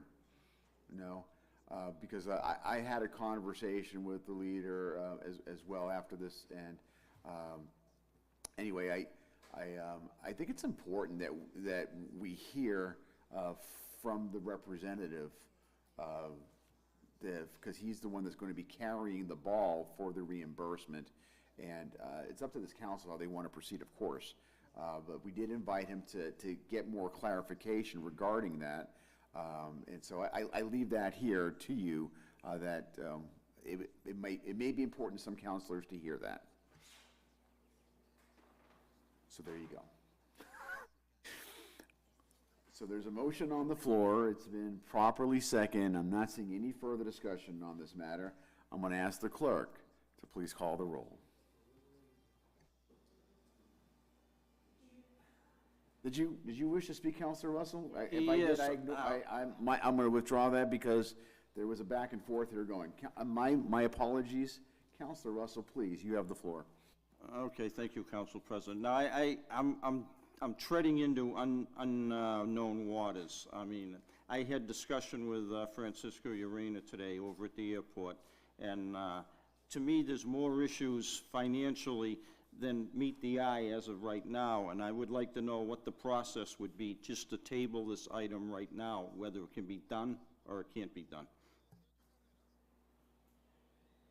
I don't know if I have an answer to a question parliamentary. You certainly have every right to make a motion to table for any purpose, but in this particular case, a purpose, it sounds to me as though you're looking to get more information regarding the acquisition. That's certainly, if the council agrees with you, that certainly is in order. I see that Mr. Spanner wishes to speak. Yeah, Council President, if any staff member of the city had any concern, they should have brought it to the mayor's attention. And that has not been brought to the mayor's attention of any other concerns. I may suggest to the council that you can approve this item with the understanding that funds would be allocated by the, in speaking with our representative Moran. So,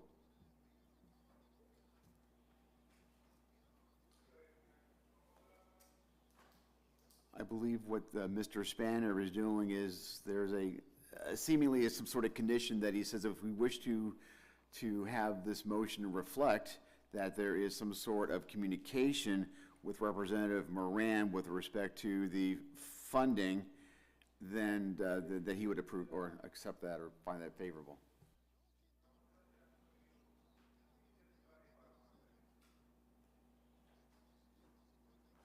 Councilor Rodriguez, you have the floor, and then I'm going to look to Councilor Infante. you don't have any objection regarding that, though? Okay, good. Something that it was not discussed during the meeting. We're not saying that Representative Moran will be responsible for the reimbursement, and somebody said that during the discussion today. It is not.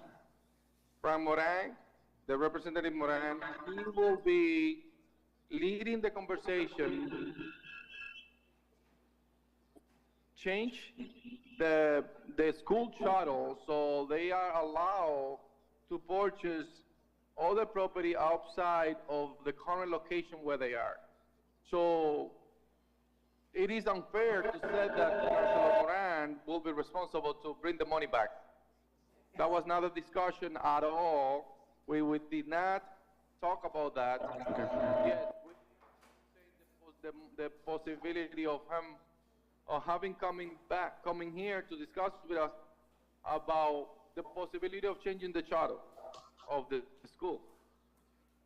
Nothing to do with that allow them to purchase any property outside of that location. But on this case, we also discussed the possibility of the city buying the hangar for the purpose of the use for the aviation program. And then later on, the school is compromised with first fixing the hangar to have it adequate for a school setting, which is going to be more than $250,000. And also with the compromise that they're going to purchase the hangar back once the charter allow it. That was how the discussion went. And the motion today, the motion that we are discussing today, is to purchase the hangar for $300,000. I believe that it might be important to the discussion to have the amount of the dollars amounts that we currently have in the city of Lawrence on the free cash account, so we can have a better understanding on where we stand.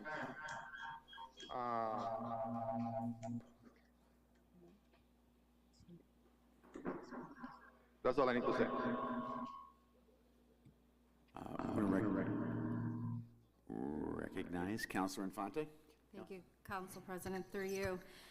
I've had the privilege of working with Greater Lawrence Technical School, specifically with Superintendent Lavoie, since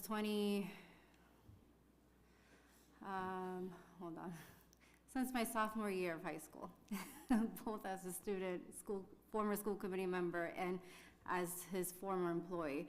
And I know when the school says that they're going to do something, this superintendent right here makes it happen. He goes above and beyond to make sure that promises are kept. And I've had also the pleasure of working with Leader Moran as a former school committee member with things about Greater Lawrence Tech, and he's another one. As you all know, we're very proud Reggies, and proud Reggies make things happen, and they keep their promises. I don't support tabling this for the simple fact, out of everyone here, I know the superintendent and the GLTS administration more than anyone, and I know that they keep their word. And I think we should move forward with what the city and GLTS is trying to do with this. If there's any other counselors who wish to speak, seeing no other counselors wish to speak, I'll ask the clerk to please call. Oh, Mr. Lavoie, you wish to say something, and I need to recognize you. Go ahead, Mr. Lavoie. I just want to give some transparency through this whole thing because it's very complicated. So just so there's clarity about it, Greater Lawrence Tech went to purchase the hangar. When we could not purchase the hangar, when we went to try to purchase it, we had to do some research on our original approval of the school, and we found that we could not purchase property outside the school. And so that's when I met with the mayor. He said he would attempt to try to purchase it for the school. But the one thing I want the city councilors to know, that in order to move this opportunity for us to put a school out at the airport, we have to own the hangar. Once we own a hangar, then we have to bring it, it's probably what the airport manager was talking about today. Once we purchase the hangar, we then have to go before we can even purchase it, which the city will have to do, is the airport commission has to approve the purchase of the hangar. And the purpose of the use of the hangar all has to be approved. So that in order to complete all the transaction, one of the challenges that will also happen is that in order for us to open the school out there, there has to be some changes in the airport use of the hangar regulations. And so until we get to that process, they would have to, and the city who works with the airport commission would have to work with us in order to get that change. So right now, all we're looking for is that the city would be willing to purchase the hangar for Greater Lawrence. And I would say that under the conditions that everything is final and approved in order to put the school in place. Now the thing is, because what we're in the process of doing now with Representative Moran and our attorney is writing a bill that will go before the legislators, which will allow us to purchase the hangar back from the city if the city moves forward and purchase it. So our intent is to buy back the hangar once we get this bill passed, but we have to get this bill passed first, just because of the school was built under a special legislation back in 1960, and so we have to make some changes through the legislators with our charter in order to make that a reality. So it's our charter, original charter is keeping us from purchasing outright as a school. But you know, our intent is to start this program, which will have a huge impact on the opportunity for training young people, and many of which will come from the city of Lawrence. And nothing is more important to us than providing opportunities for the young people of our communities, in particular Lawrence, as about 72% of our students come from the city of Lawrence, and we have evening programs. We have to have after-school programs with high school students. So we're all about doing everything in our power. This is all about helping young people in the city of Lawrence. And we will do everything in our power to try to get the money back to the city. But I would not ask the city to finalize a purchase until we get all the obstacles resolved, so that we're not buying something that we then can't use. Mr. Rodriguez, thank you very much, Superintendent. Mr. Rodriguez asked a question regarding what the fund balance would be for free cash if this were to be approved. I'm going to put the pressure call onto Mr. Iannello, who's already looking at his paper, to see what the number is. So if we were to go forward with this, Mr. Iannello, how much would be remaining in our free cash reserves? Hang on 1 second. Our balance in free cash right now is, before this transfer, is $20,760,257. Thank you, Mr. Iannello. I think that we heard from the Superintendent Lavoie. Mr. Iannello, one more thing, let's get you here. So if we were to go ahead this evening without the conditions, and perhaps there'll be a motion and a friendly amendment to add the conditions that Mr. Lavoie was talking about. Let's talk about the worst-case scenario. Let's talk about we put $300,000 in, but something happens. I don't know what it could be whatever the situation is. It's foreseeable that something could happen there, and that money falls through.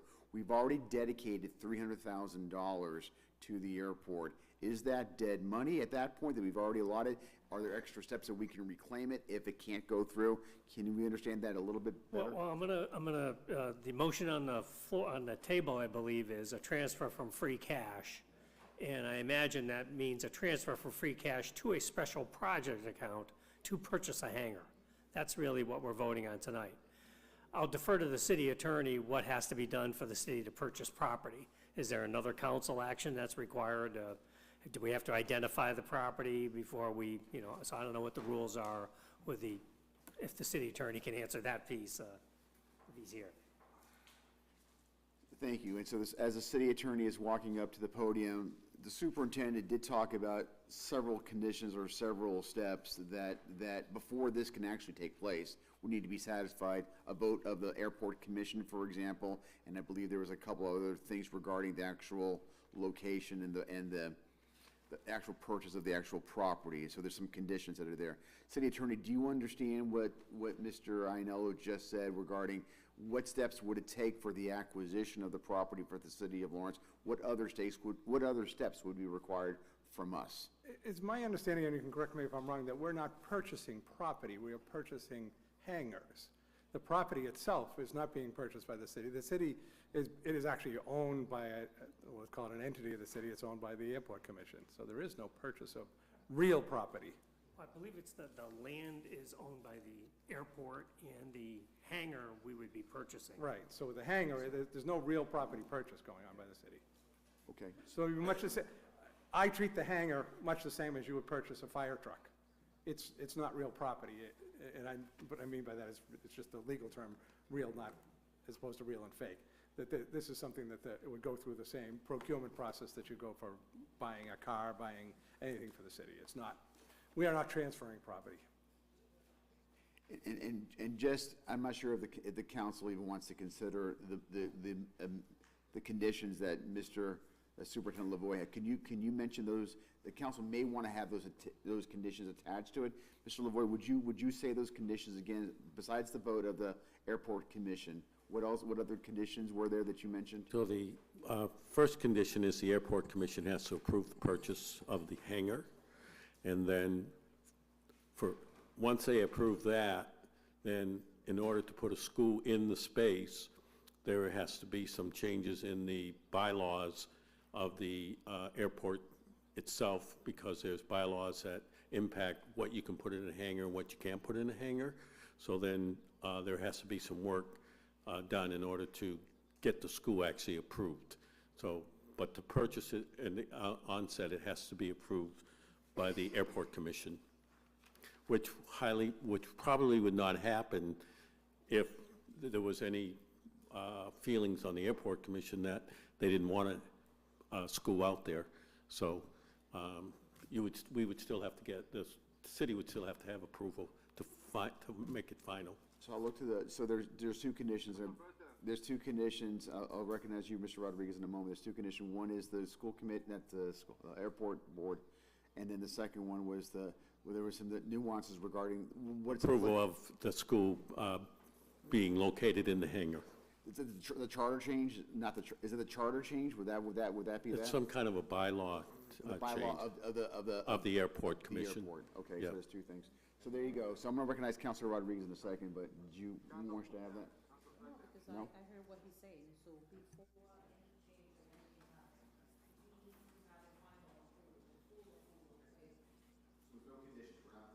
Conditions on this vote. Councilor Rodriguez, you have the floor. No, we have no conditions, we good. Okay. Very good. Very good. There's no any more further discussion on the matter? Seeing none, I'll ask the clerk to please call the roll. Clerk? Counselor Levy. Yes. Counselor Dela Cruz is noted as absent. Counselor Russell? Present.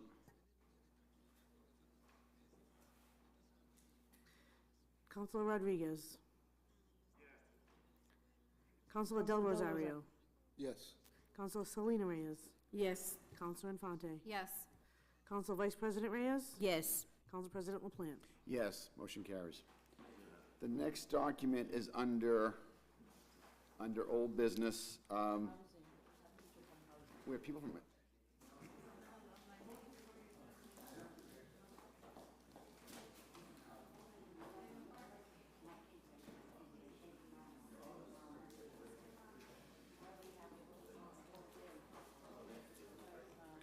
Sure, we're gonna not go to housing right now, Counselor.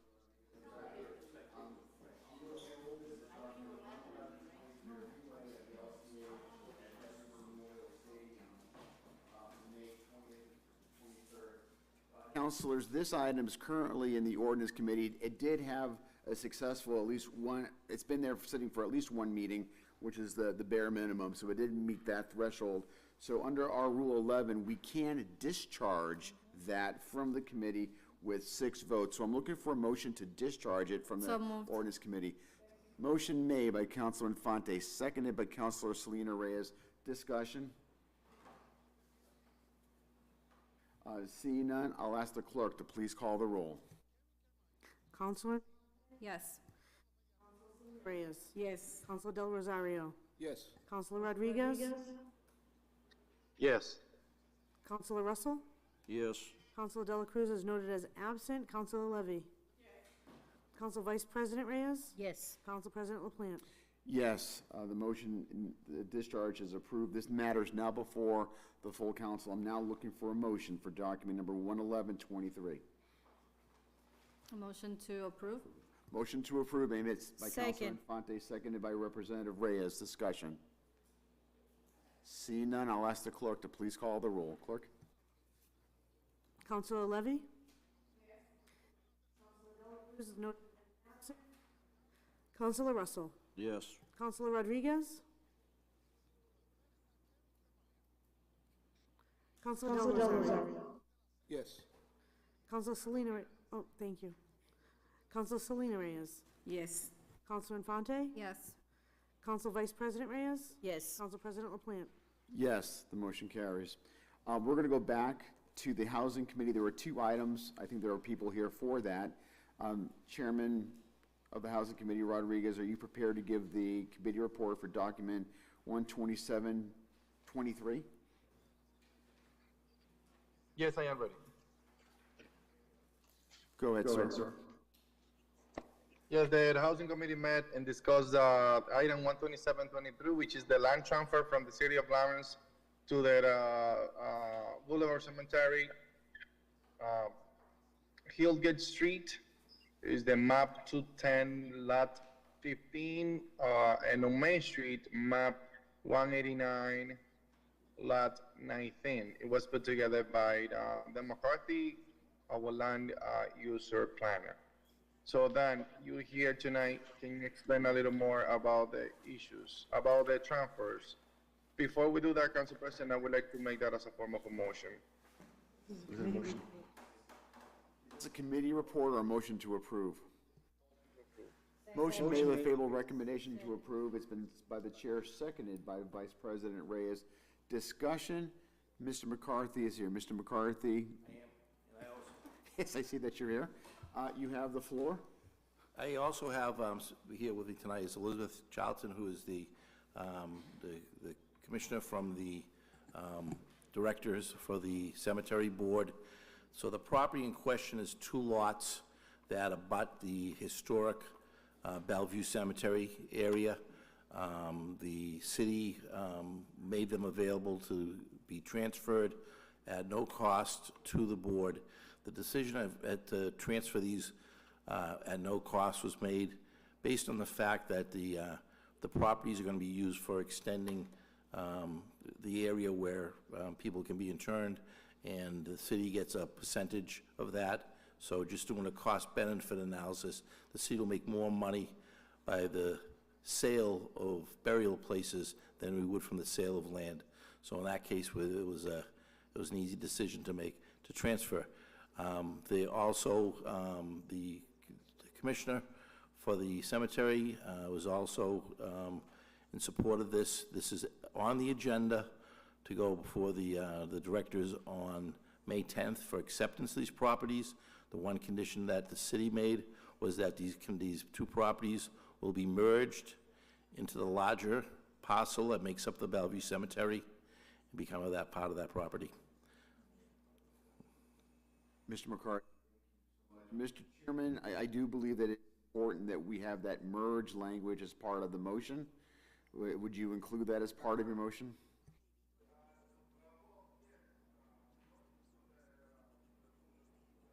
Cemetery by itself, yes, but not the 2 by themselves because they don't merge. But yes, to merge it to the cemetery, of course. I'll put that as part of the motion. Very good. So the motion's been properly made, and it's been properly seconded. Any further discussion on this matter? Seeing Councilor Del Rosario. Councilor Del Rosario, you have the floor. Thank you, through you. There is a note here in the paper that says that we needed to talk to the city attorney regarding the transferring process and how that works. So I don't know how, because it's city to city, I'm assuming. What is the procedure with transferring process on this land? We're actually not transferring ownership, we're transferring title. It would, I guess for lack of better words, it would be a simple deed I have not researched how the other lots were transferred in the past because I want to do them in conformity, but I mean, if you look at this lot, it is on the edge of the cemetery. It's a perfect, these 2 lots are perfect for the cemetery, but it would be a transfer to put it into their name so that they would have control over it. So we wouldn't have to send, for instance, the DPW or anybody to maintain it. It would be maintained by that. But the actual wording we have not done because obviously that was too premature. You have to approve it. They have to accept it, and then I start doing the work to get it transferred properly.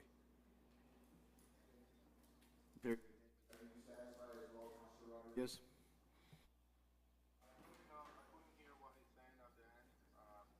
The mic is not well on that end.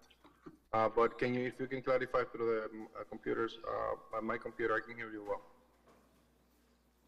Sure, so the city attorney made a couple of representations dealing with the benefit of it, but he also mentioned that he also needs, this is the first step, it's also got to be approved by the cemetery board, and before he does any further work on it, these steps need to be completed first before he does the actual transfer work on that.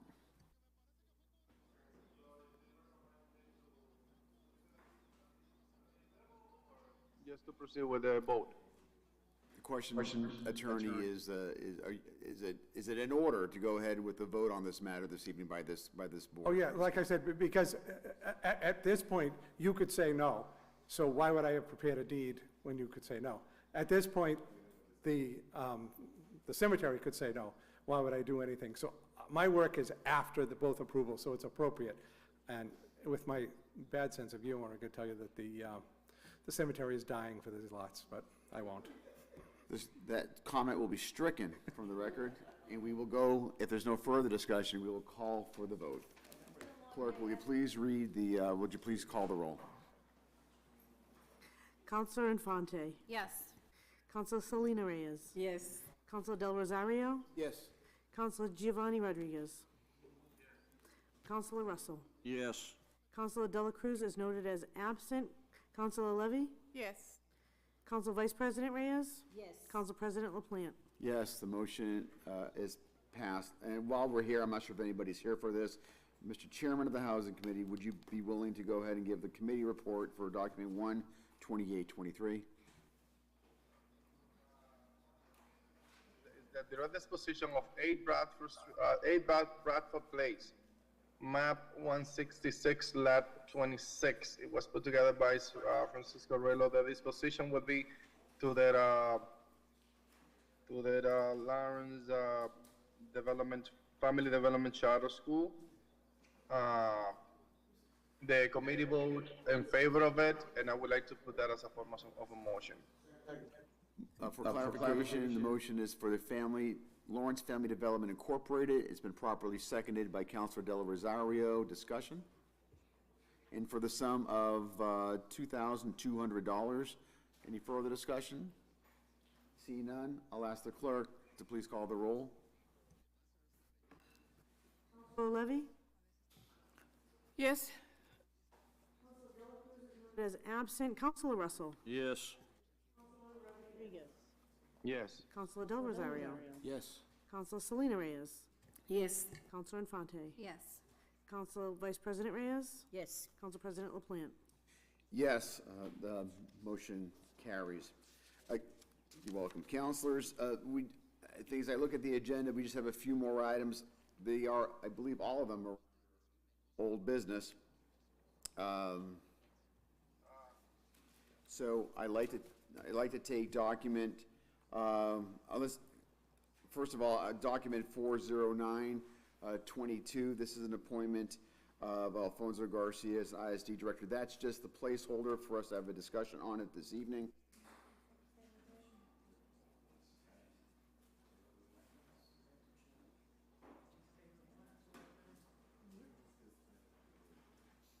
Councilors, I'm going to be looking for, just for discussion purposes, a motion that will send a letter to the administration with the following question. What is the administration doing to properly fill this ISD position?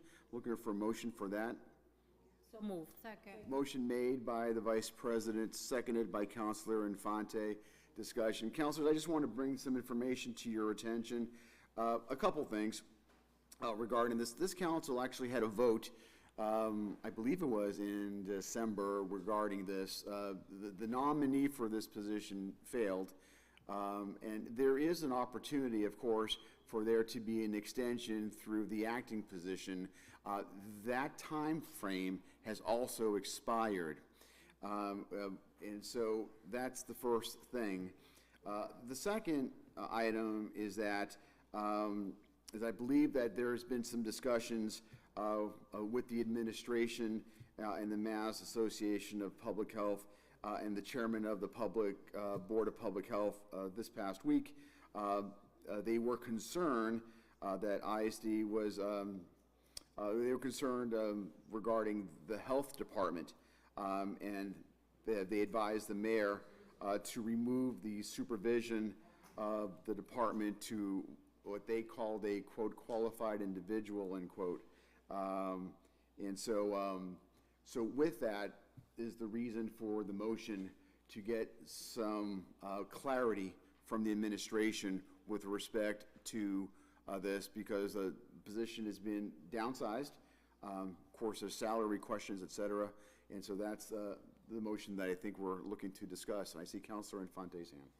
Thank you, Council President. I have a understanding question, I guess. Council President, you just stated that the time frame of the acting positions also expired, but we also received advice that you can't bring something up within a year once it's been voted down.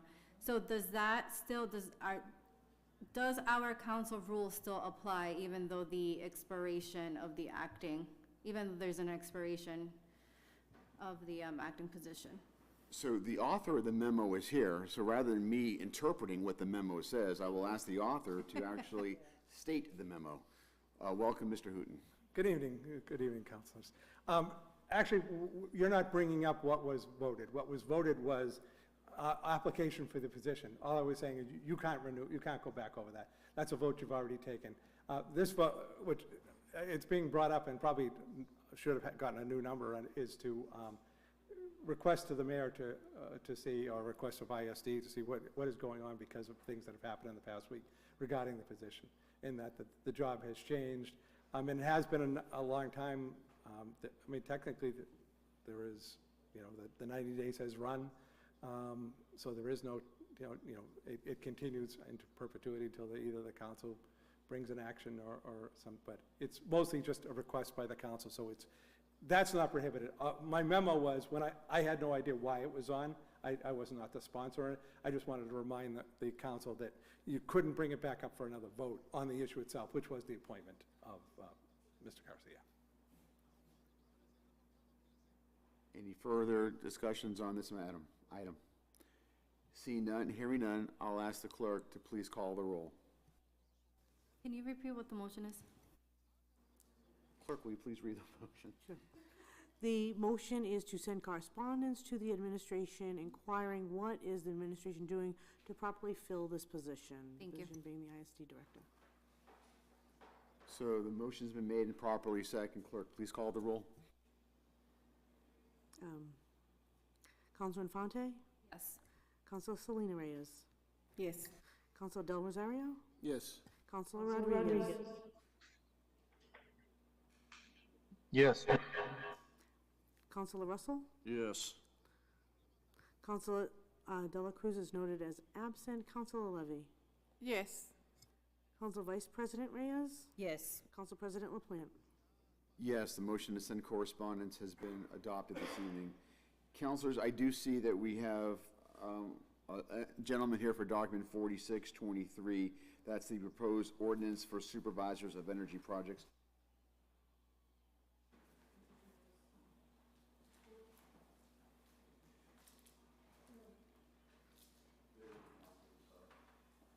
This item there's no motion, it's old business, it actually was approved.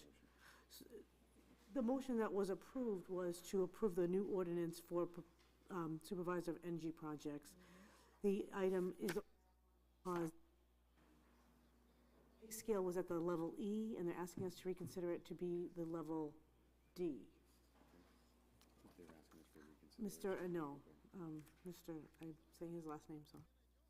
So, very good. So this is before us right now to actually, I would need a motion, I would imagine, for that to reflect that we're moving from D to E. So, I think it's the opposite, it's going from E to D. E to D, E to D. All right, Counselor, so we're looking to move it from E, Edward, to D, to dog, Delta. So I'm looking for a motion that, for that So purpose. move. Motion So made by the move. Vice President, seconded by Selena Reyes. Discussion? Counselor Rodriguez?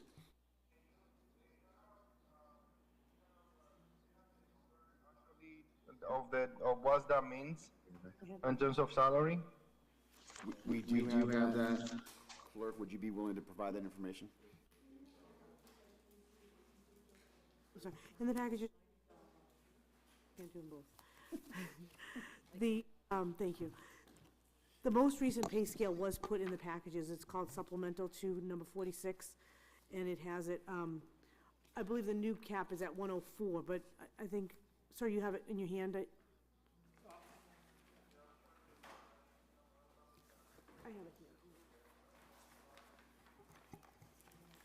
Give me one. Yeah.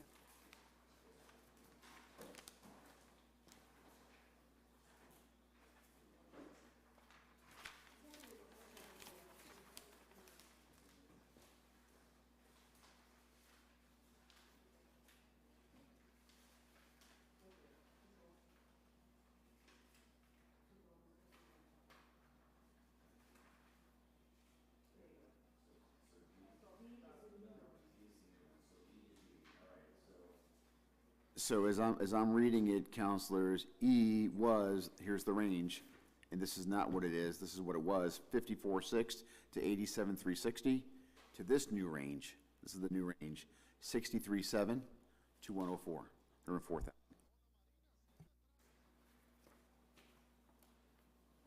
Okay, we have an item before us. It's been made and properly seconded. Any further discussion? I apologize. With the-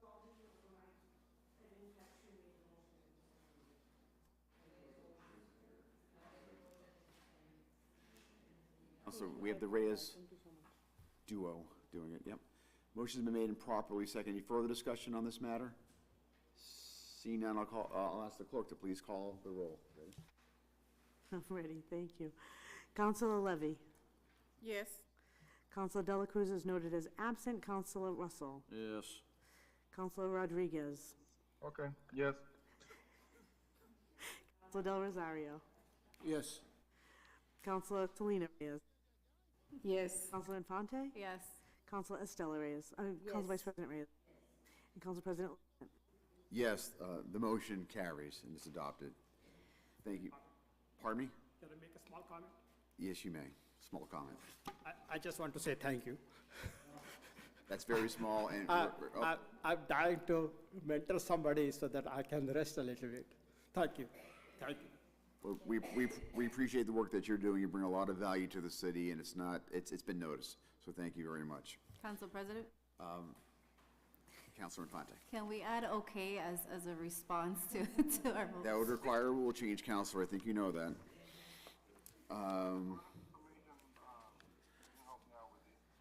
Counselor Rodriguez, do you wish to speak? I joined a little late, and I'm wondering to know what happened with the public hearing and the vote subsequent to item. Give me 1 second. Item 30822. Counselor, we haven't had that yet, but we're about to do that very soon. So with that, we're going to go back to the top with the public hearing notices on morning. We have.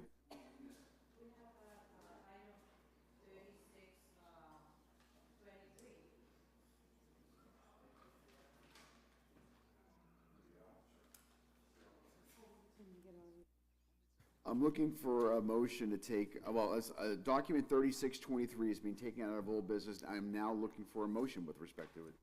Motion to approve.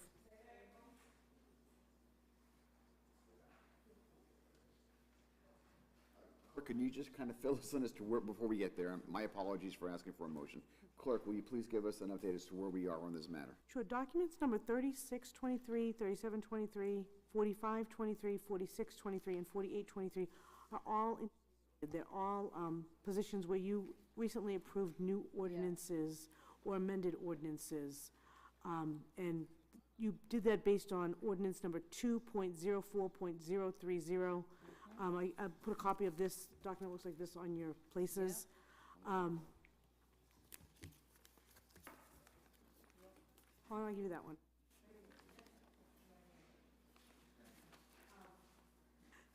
Document 2, ordinance 2.04.030 is the ordinance by which city councilors establish new ordinances, and it's required by a 2/3 vote for any new job. It has to have an ordinance, that ordinance has to have been approved by the council. The question was then raised,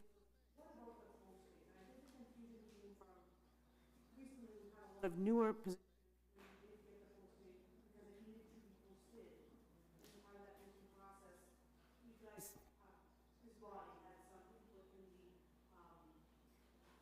Of the job posting. I had an opportunity to kind of go through that and have a conversation this morning with Attorney Hooton, where we very clearly see that the ordinance that allows you to create that job posting, not job posting, you to create the job ordinance is very clear. If you look in the administrative code, and I sent it, there's the second page, it's also highlighted for you, Section 4 of the administrative code, subsection 6.2A, is the recruitment process. That clearly talks about the different appointing authorities have the ability to create their own job postings, and those job postings should be reviewed and approved by the personnel office. But job postings fall within the appointing authority, depending on which job it is, there's different appointing authorities, and the personnel office. So this body is the appointing authority on a few positions, so in those instances, you should be reviewing the job postings, but many you're not, many it's the mayor, and you're approving it after the mayor, or many times it's the department head. In those instances, the department head or the mayor would be reviewing the job posting. So I think the clarification was just trying to figure out, with all those new positions, why weren't you seeing the job postings? And I'm hoping that those two documents kind of explain why you're not getting those job postings. I think it's more just a clarification, make sure the council's satisfied so we could take it off of old business and move on. And if they're not satisfied, what else we can get you to help clarify? Right, so, Councilor Rodriguez.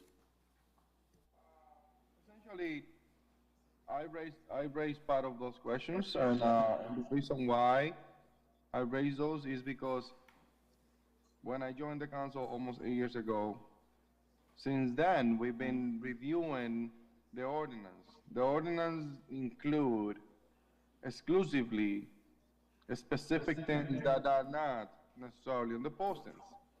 Perhaps the ordinance do not count on the requirement or the education requirements, perhaps, and many other requirements that we as a council would like to see. You don't accomplish that on the ordinance. So with that said, what the council have done for years is to discuss the postings. So as part of the vote for the ordinance, we also include a vote for the posting. And we have a discussion back and forth with the administration. Since the administration need the vote of the council for the ordinance, we also need to see things on the postings, because we want to ensure that education matters is being taken into consideration. Perhaps that's my interest, that a position that is related to perhaps something that is related to construction, but we have somebody that knows about construction and stuff like that. And those are the requirements that I always look forward when it comes to education. As far as the ordinance include the requirements that we, the council, decide to have, I'm fine with that. We're not voting on the posting, but I'm not going to vote on a posting that doesn't have the education requirements. Position. At the end of the day, I'm taking a vote as a councilor, but I'm also a taxpayer. And I represent the taxpayers' money. So that's my concern. If the appointing authority is only the person that is going to develop the posting, that means that the education requirement and many other requirements that we as a council would like to see, those are not being taken into consideration necessarily, because it could be that whoever wanted to appoint somebody that they like, and create a posting based on that person, and that's not right.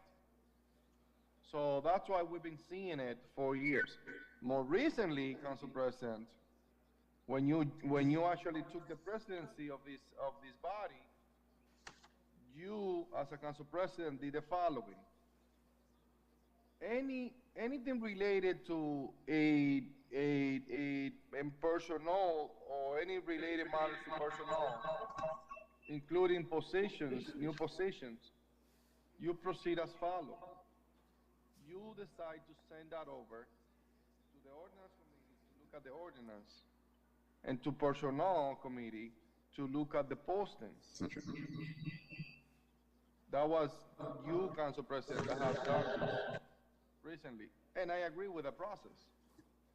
And I'm happy to see that, because at the end of the day, we've seen those requirements for that we all would like to have an input on. That is completely different than the section 6.02 that was just mentioned, or 402 that was just mentioned. That the appointed authority is the one that developed the postings. If we don't have an input on the postings, unfortunately, and I hope that the council joined with me on this effort, I cannot vote on positions that doesn't satisfy the need of the city and have a work together process during those special votes when we create positions. And particularly those positions that we're discussing today, those are not the greatest example, because we're just catching up on those. But any other new position, I definitely would like to have an input on the posting to ensure that the requirement that is not being taken care of on the ordinance are taken care of on the postings. So that's all I need to say. Very good. Very good. Thank you, Mr. Rodriguez. Just so we're all clear, I'm struggling, I'm trying to find quickly, and I just got my book regarding the sending of the documents when it deals with creating a new position. Personnel and ordinance can and does play a role in that. It had nothing to do with the job posting, but rather the ordinance. So I just want to clarify, there's some confusion clearly. And I just want to make sure we're all clear that when those things were sent down earlier this year, that they were sent down for the purposes as it was instructed, I believe, in our ordinances. And if I had more time, I could throw that to you. But I just want you all to be aware of that. Having said all that, we do have 4 or 5 items before us. They've already have been adopted, I believe. This is a good conversation about whether or not council does or does not have jurisdiction, or should. We have heard from at least one, and maybe other councilors share that opinion, I don't know, perhaps, that there should be more involvement in the job posting. It's a legitimate place. I'm not going to say that it's not. Councilors can vote however they want to vote, whatever the reasons are they want to vote, right? So that's a reason. It's an acceptable reason. So, but there's no action this evening before this council on this matter, but it was good for us, and I want to thank both the city clerk and the city attorney for putting together this document so we could see more fully what the rationale in the language was. So thank you, both of you, for doing that. The next item on our agenda, can we now go to the public hearings? So if that is the case, I am going to go to document number 20919, handicap parking at 16 Portland Street. Clerk, please read the public hearing notice. Purpose of said hearing is to gather testimony, information, and public input concerning the proposed amendment to the revised ordinance of the City of Lawrence, to be further amended by adding the following new paragraph, section 10.36.340 to the municipal code, handicap parking, to be inserted in the proper alphabetical order. Portland Street, south side, from a point 267 feet west of Temple Street, point 200 Temple Street. Persons wishing to be heard shall be afforded the opportunity. Is the public hearing, or any members of the public who wish to speak on this matter? Seeing none, the public hearing is now closed. Councilors? Motion made by the Vice President, seconded by Councilor Selena Reyes. Discussion. Seeing none, I'll ask the clerk to please call the roll. Clerk?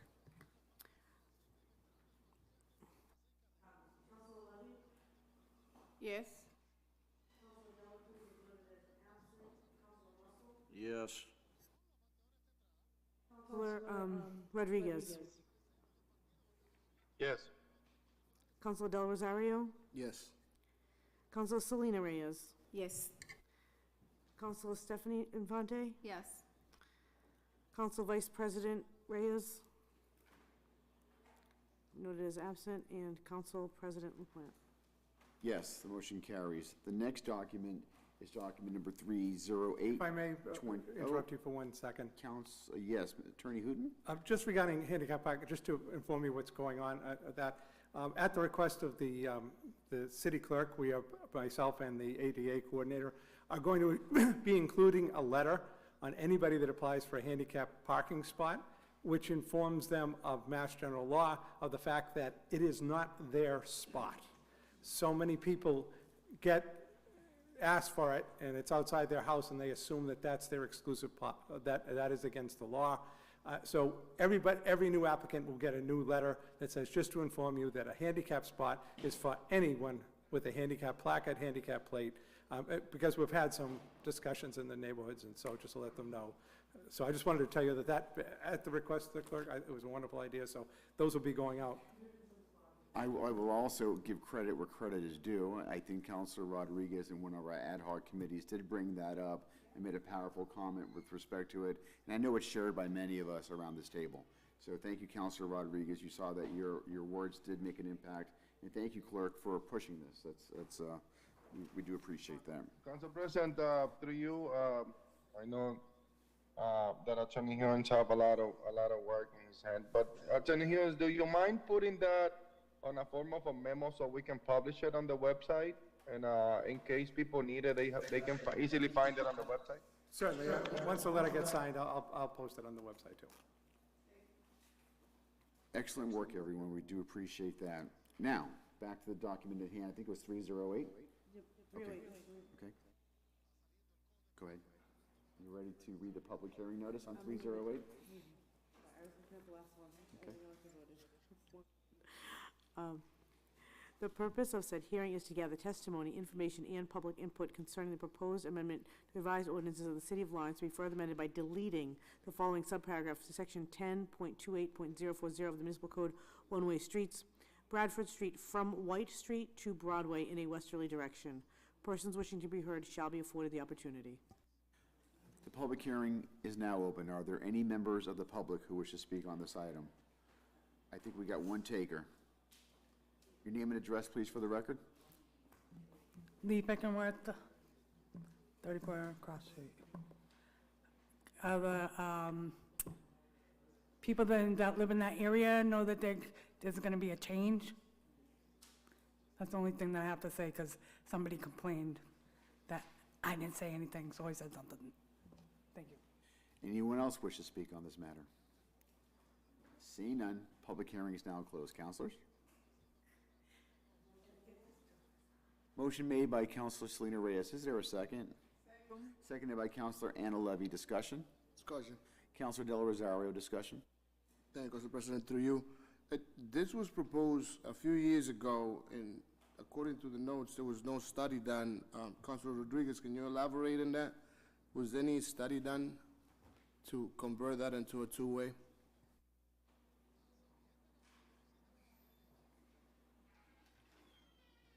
Councilor Rodriguez, are you still with us?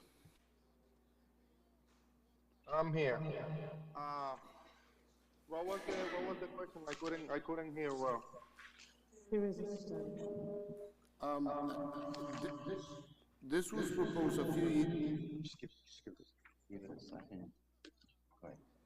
This was proposed a few years ago, and back in those days, it was demanding or requesting a study done, and I don't see none of that. Was a study done, or we don't have the document of the study? I don't recall that it was proposed 3 years ago at all. It was in the process of being proposed. Long time ago, I decided to put it up now. It is a memo from the city attorney that they did the study in regard to having this road based on the width and the needs of that location, have it as a two-way, and changing the current ordinance that we have to have from one way to two ways. So currently we do have a study done by our former city engineer, and it was part of that, and that was part of the package. All right. I see Councilor Russell's hand is up. Councilor Russell. Thank you, Council President. The original cover sheet for this 30822 says Bradford Street from White Street to Broadway in a westerly direction. By deleting, oh, okay, I see what's, I'm bad, I'm sorry.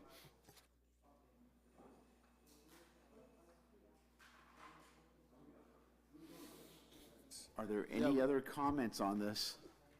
None. We're good? Okay. Seeing there's no further comments on this, I'll ask the clerk. I will ask the clerk to please call the roll. Counselor Levy. Yes. Counselor Dela Cruz is noted as absent. Counselor Russell. Yes. Counselor Rodriguez. Yes. Counselor Del Rosario. Yes. Counselor Selena Reyes. Yes. Counselor Infante. Yes. Counselor Vice President Reyes. Yes. Council President LaPlante. Yes, the motion carries. Councilors, I think I want to take a document under new business now, so that before we start potentially losing some members, we're going to need 7 votes on one of them. So if you go, and I'm sorry just to jump around a little bit, but I just don't want to lose the numbers, right? So if you look under new business, we have a document number 14923. It's an appointment of the first assistant city attorney put on by Attorney Timothy Hooton.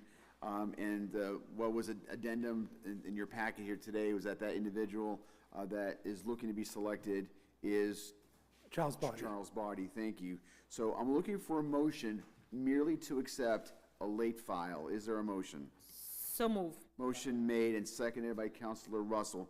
Discussion on the late file, just to accept it. Seeing none, I'll ask the clerk to please call the roll. Counselor Infante. Yes. Counselor Selena Reyes. Yes. Counselor Del Rosario. Yes. Counselor Rodriguez. Noted as absent. Counselor Russell. Yes. Counselor Dela Cruz noted as absent. Counselor Levy. Yes. Counselor. Thank you. Counselor Vice President Reyes. Council President LaPlante. Yes, this document will be sent down to the Personnel Committee. Thank you very much. Now, I think that's it for everybody here for something. Mr. Spanner, is there any other issues this evening that we're good? Clarification. Okay, excellent. We're back to public hearings.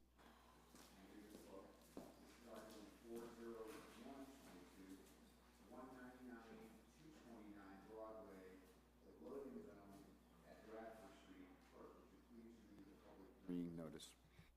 Purpose of said hearing is to gather testimony, information, and public input concerning the proposed amendment to the revised ordinances of the city lines to be further amended by the following new paragraph, section 10.36.330C of the municipal code, service zones, to be inserted in the proper alphabetical order.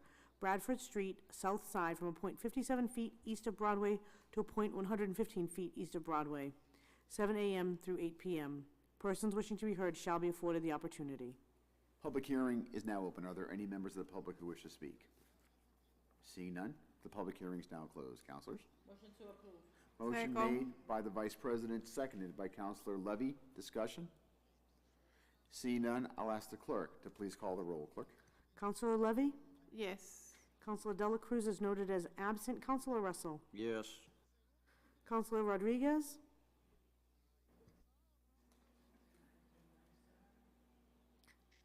Yes. Counselor Del Rosario? Yes. Counselor Selena Reyes? Counselor Infante? Yes. Counselor Vice President Reyes? Yes. Council President LaPlante? Yes, the motion carries. The next document is document number 40222. Again, 199 to 229 loading zone at Concord Street. I'll ask the clerk to please read the public hearing notice. Clerk? Purpose of said hearing is to have the testimony, information, and public input concerning the proposed amendment to the revised ordinances of the City of Lawrence to be further amended by the following new paragraph, Section 10.36.330C of the Municipal Code, Service Zones, to be inserted in the proper alphabetical order. Isabel Melendez Street, formerly known as Concord Street, north side from a point 56 feet east of Broadway to a point 110 feet east of Broadway, and a point 140 feet east of Broadway to a point 195 feet east of Broadway, 7 a.m. through 8 p.m. Persons wishing to be heard shall be afforded the opportunity.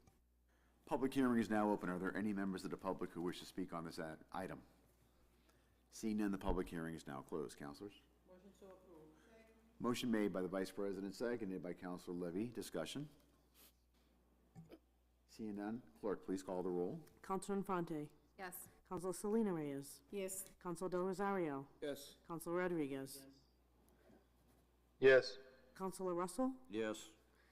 Counselor Dela Cruz is noted as absent. Counselor Levy? Yes. Counsel Vice President Reyes? Yes. Council President LaPlante? Yes, the motion carries. The next document is document number 40722, Poplar Street, resident parking only. Clerk, will you please read the public hearing notice?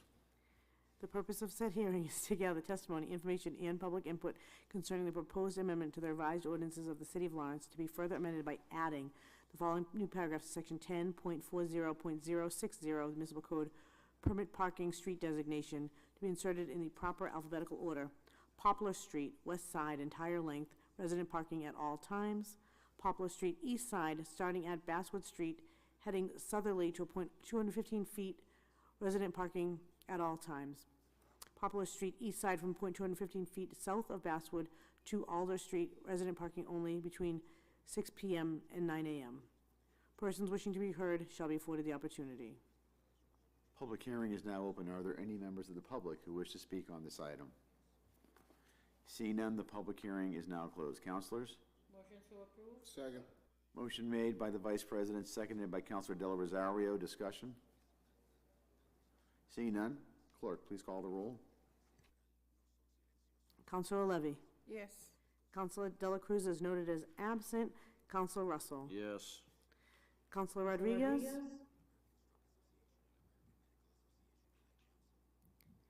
Counselor Del Rosario? Yes. Counselor Selena Reyes? Got it. Counselor Infante? Yes. Council Vice President Reyes? Yes. Council President LaPlante? Yes. The next item is document 1623, 1 hour parking at 2 spaces, 240, I'm sorry, 264, 266 Lowell Street. Clerk, please read the public hearing notice.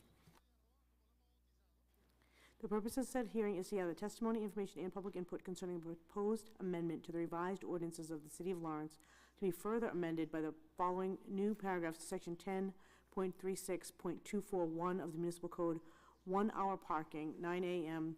to 7 p.m., to be inserted in the proper alphabetical order. Lowell Street, south side, from a point 174 feet west of Broadway to a point 214 feet west of Broadway. Persons wishing to be heard shall be afforded the opportunity. Public hearing is now open. Are there any members of the public who wish to speak on this item? Seeing none, the public hearing is now closed. Counselors?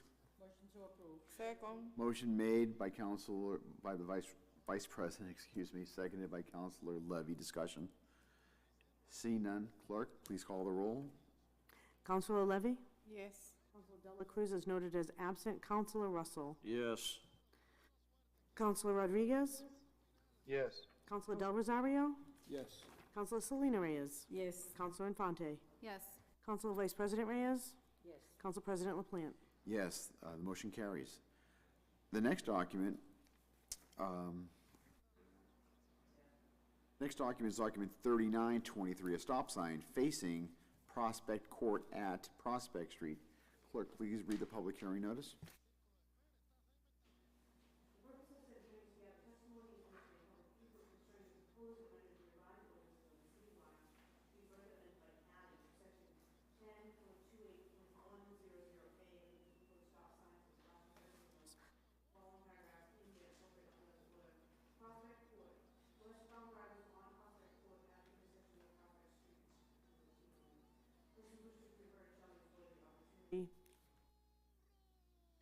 Public hearing is now open. Are there any members of the public who wish to speak on this item? Seeing none, the public hearing is now closed. Councilors? Motion to approve and waive the 30 days. Second. Motion made and seconded by Councilor Del Rosario. Discussion? Seeing none, clerk, please call the roll. Counselor Levy? Yes. Counselor Dela Cruz is noted as absent. Counselor Russell? Yes. Counselor Rodriguez? Counselor Del Rosario? Yes. Counselor Selena Reyes?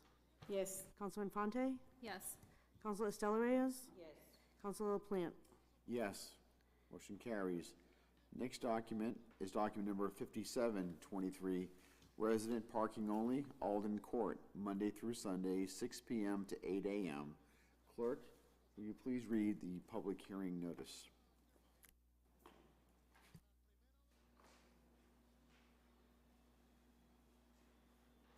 The purpose of said hearing is to gather testimony, information, and public input concerning a proposed amendment to the revised ordinances of the City of Lawrence, be further amended by adding the following new paragraphs to Section 10.40.060 of the Municipal Code, permit parking, street designation, be inserted in the proper alphabetical order. Alden Court, south side, from West Street to the end of the street, resident parking only, 6 p.m. through 8 a.m. And adding in the following new paragraph to Section 10.36.010 of the Municipal Code, permit parking, be inserted in the proper alphabetical order. Alden Court, north side from West Street to the end of the street, no parking anytime. Persons wishing to be heard shall be afforded the opportunity. Public hearing. Seeing none, the public hearing is now closed. Councilors? Motion to approve and waive the 30 days. Motion made by Councilor Del Rosario, seconded by the Vice President. Discussion. Seeing none, I'll ask the clerk to please call the roll. Counselor Infante? Yes. Counselor Selena Reyes? Yes. Counselor Del Rosario? Yes. Counselor Rodriguez? Yes. Counselor Russell? Yes. Counselor Maria Dela Cruz is noted as absent. Counselor Levy? Council Vice President Reyes? Yes. Council President LaPlante? Yes, the motion carries. Are there any table matters to take off the table this evening? Did I miss one?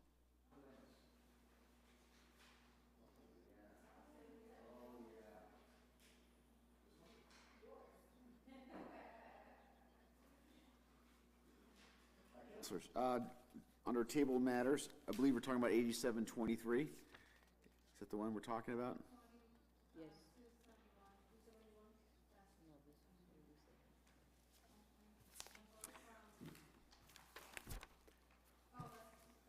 Yeah, but I will look for a motion for document number 8723, is to take off the table. So move. Motion made, is there a seconded by Councilor Levy? Any discussion? This is to deal with the Board of Health appointment of Dr. Jose Baez. I'll ask the clerk to please call the roll. Clerk? Just take it off of table matters. Yes. Yes.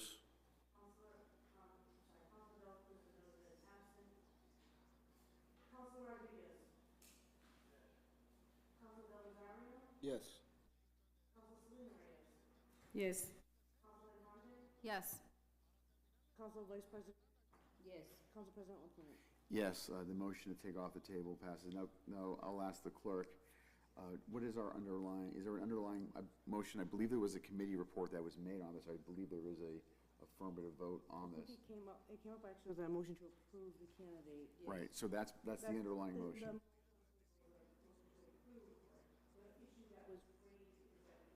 Residency requirement for boards and commissions, and the candidate lives in North Andover. So he does not meet the residency requirement. So we did reach out to the city attorney, who did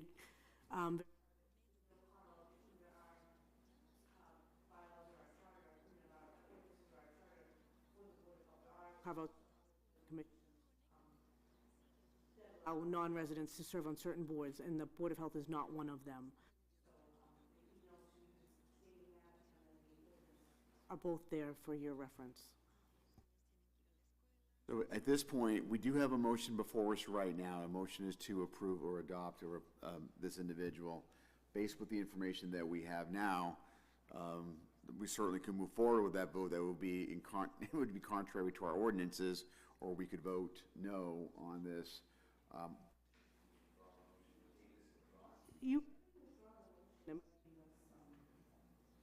So we could also, there would be an order to withdraw your motion and then to withdraw this item. Motion to withdraw the favorable recommendation and item 87-23. Discussion. There's a motion, so the member doesn't have, the member can go ahead and withdraw her motion at any time. So she's withdrawing her motion, but now her motion is to actually withdraw the item from consideration. So there's a motion. I would need a second. Is there a second to withdraw the item? Seconded by the Vice President. I do hear discussion. Councilor Levy.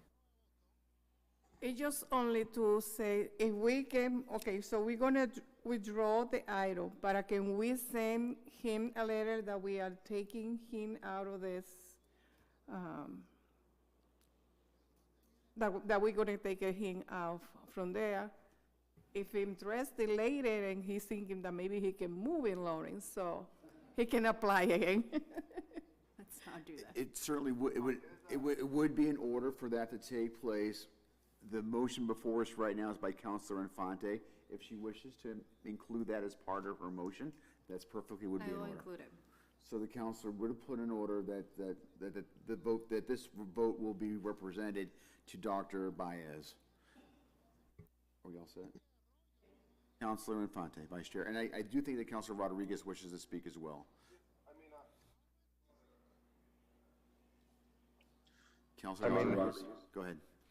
If we do the withdrawal through you, Council President, if we do the withdrawal without prejudice, that means that he can apply later on at any moment in case things change within the ordinance, no? Sure, you just would need to satisfy the ordinance. If you were to move into the city and the mayor wishes to send his name back down for this or any other position, certainly would be in order.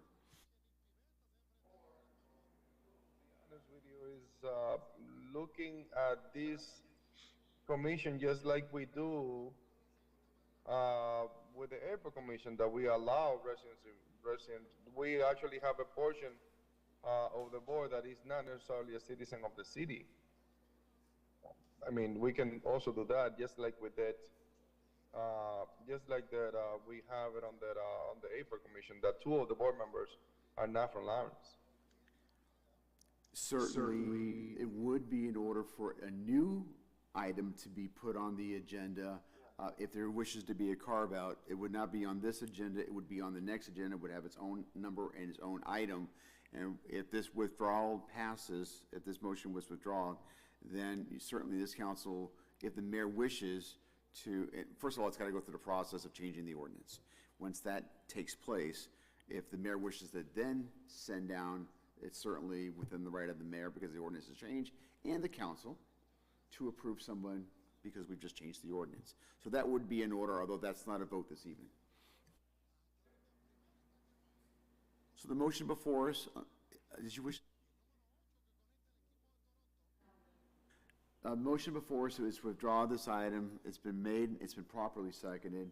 I'll ask the clerk to please, and part of the motion is to send correspondence, correct? I'll ask the clerk to please call the roll. Councilor Infante. Yes. Councilor. Yes. Yes. Yes. Councilor Russell? Yes. Councilor Dela Cruz is noted as absent. Councilor Levy? Yes. Council Vice President Reyes? Yes. Council President LaPlante? Yes. Yes. The motion passes.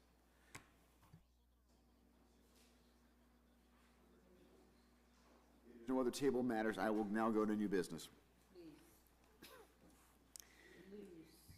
Document 13923, transient vendor license, food trucks, is it pronounced Sabor? Latino? That is going.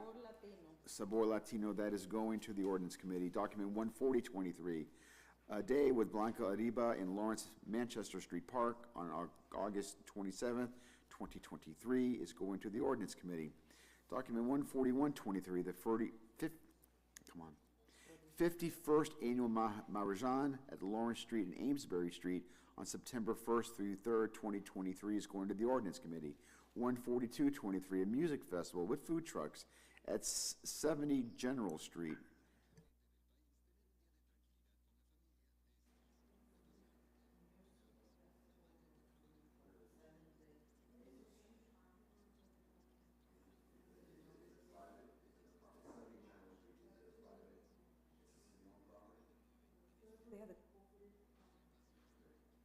So this document, since it's on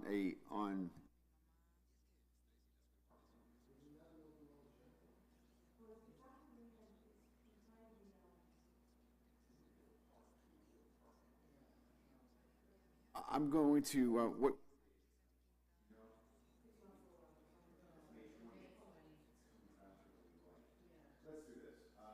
just for giggle, not for giggles, just to be on the safe side, I'm going to send this to the ordinance committee, but be mindful that it may not be in order, it may be withdrawn. So that's going to the ordinance committee. Next document is 14323, handicap parking at 8 Hay Street, D through A, partially put on by Councilor Maria Dela Cruz, that is going to the ordinance committee. 14423, a monument honoring Denise Murray in Rowell Park is going to the ordinance committee. Document 14523, Bailey Street temporary closure put on by Councilor Infante is going to the ordinance committee. Document number 14623, a proposed ordinance regarding stipends put on by Councilor Russell is going to the ordinance committee. Document 14723, a proposed ordinance regarding required public notice so impacted residents prior to implementation put on by Councilor Anna Levy is going to the ordinance committee. Document number 14823, disclosure of conflict by municipal employee Juan Alcantara is going to the ordinance committee. Councilor Rodriguez, you are leading 3 committees. Let's start with budget and finance. Which one, do you have any meetings coming up?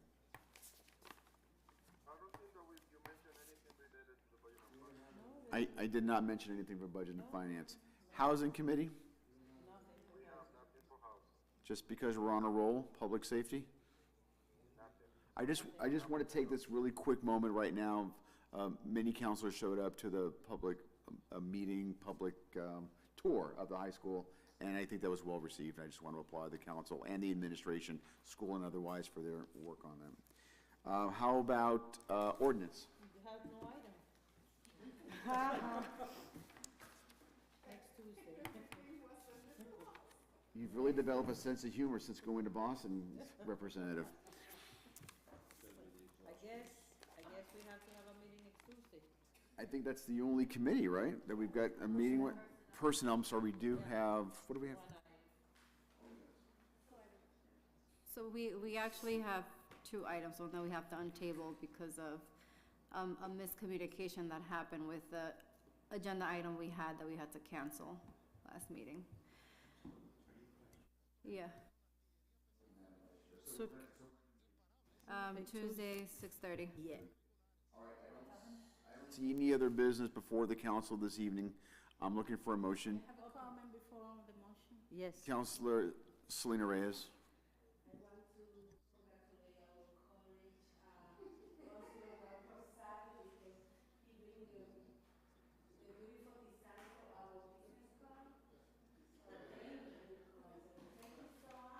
Motion to adjourn. Second. Motion made and seconded by Counselor Selena Reyes. I'll call the, clerk, please call the roll. Clerk, please call the roll.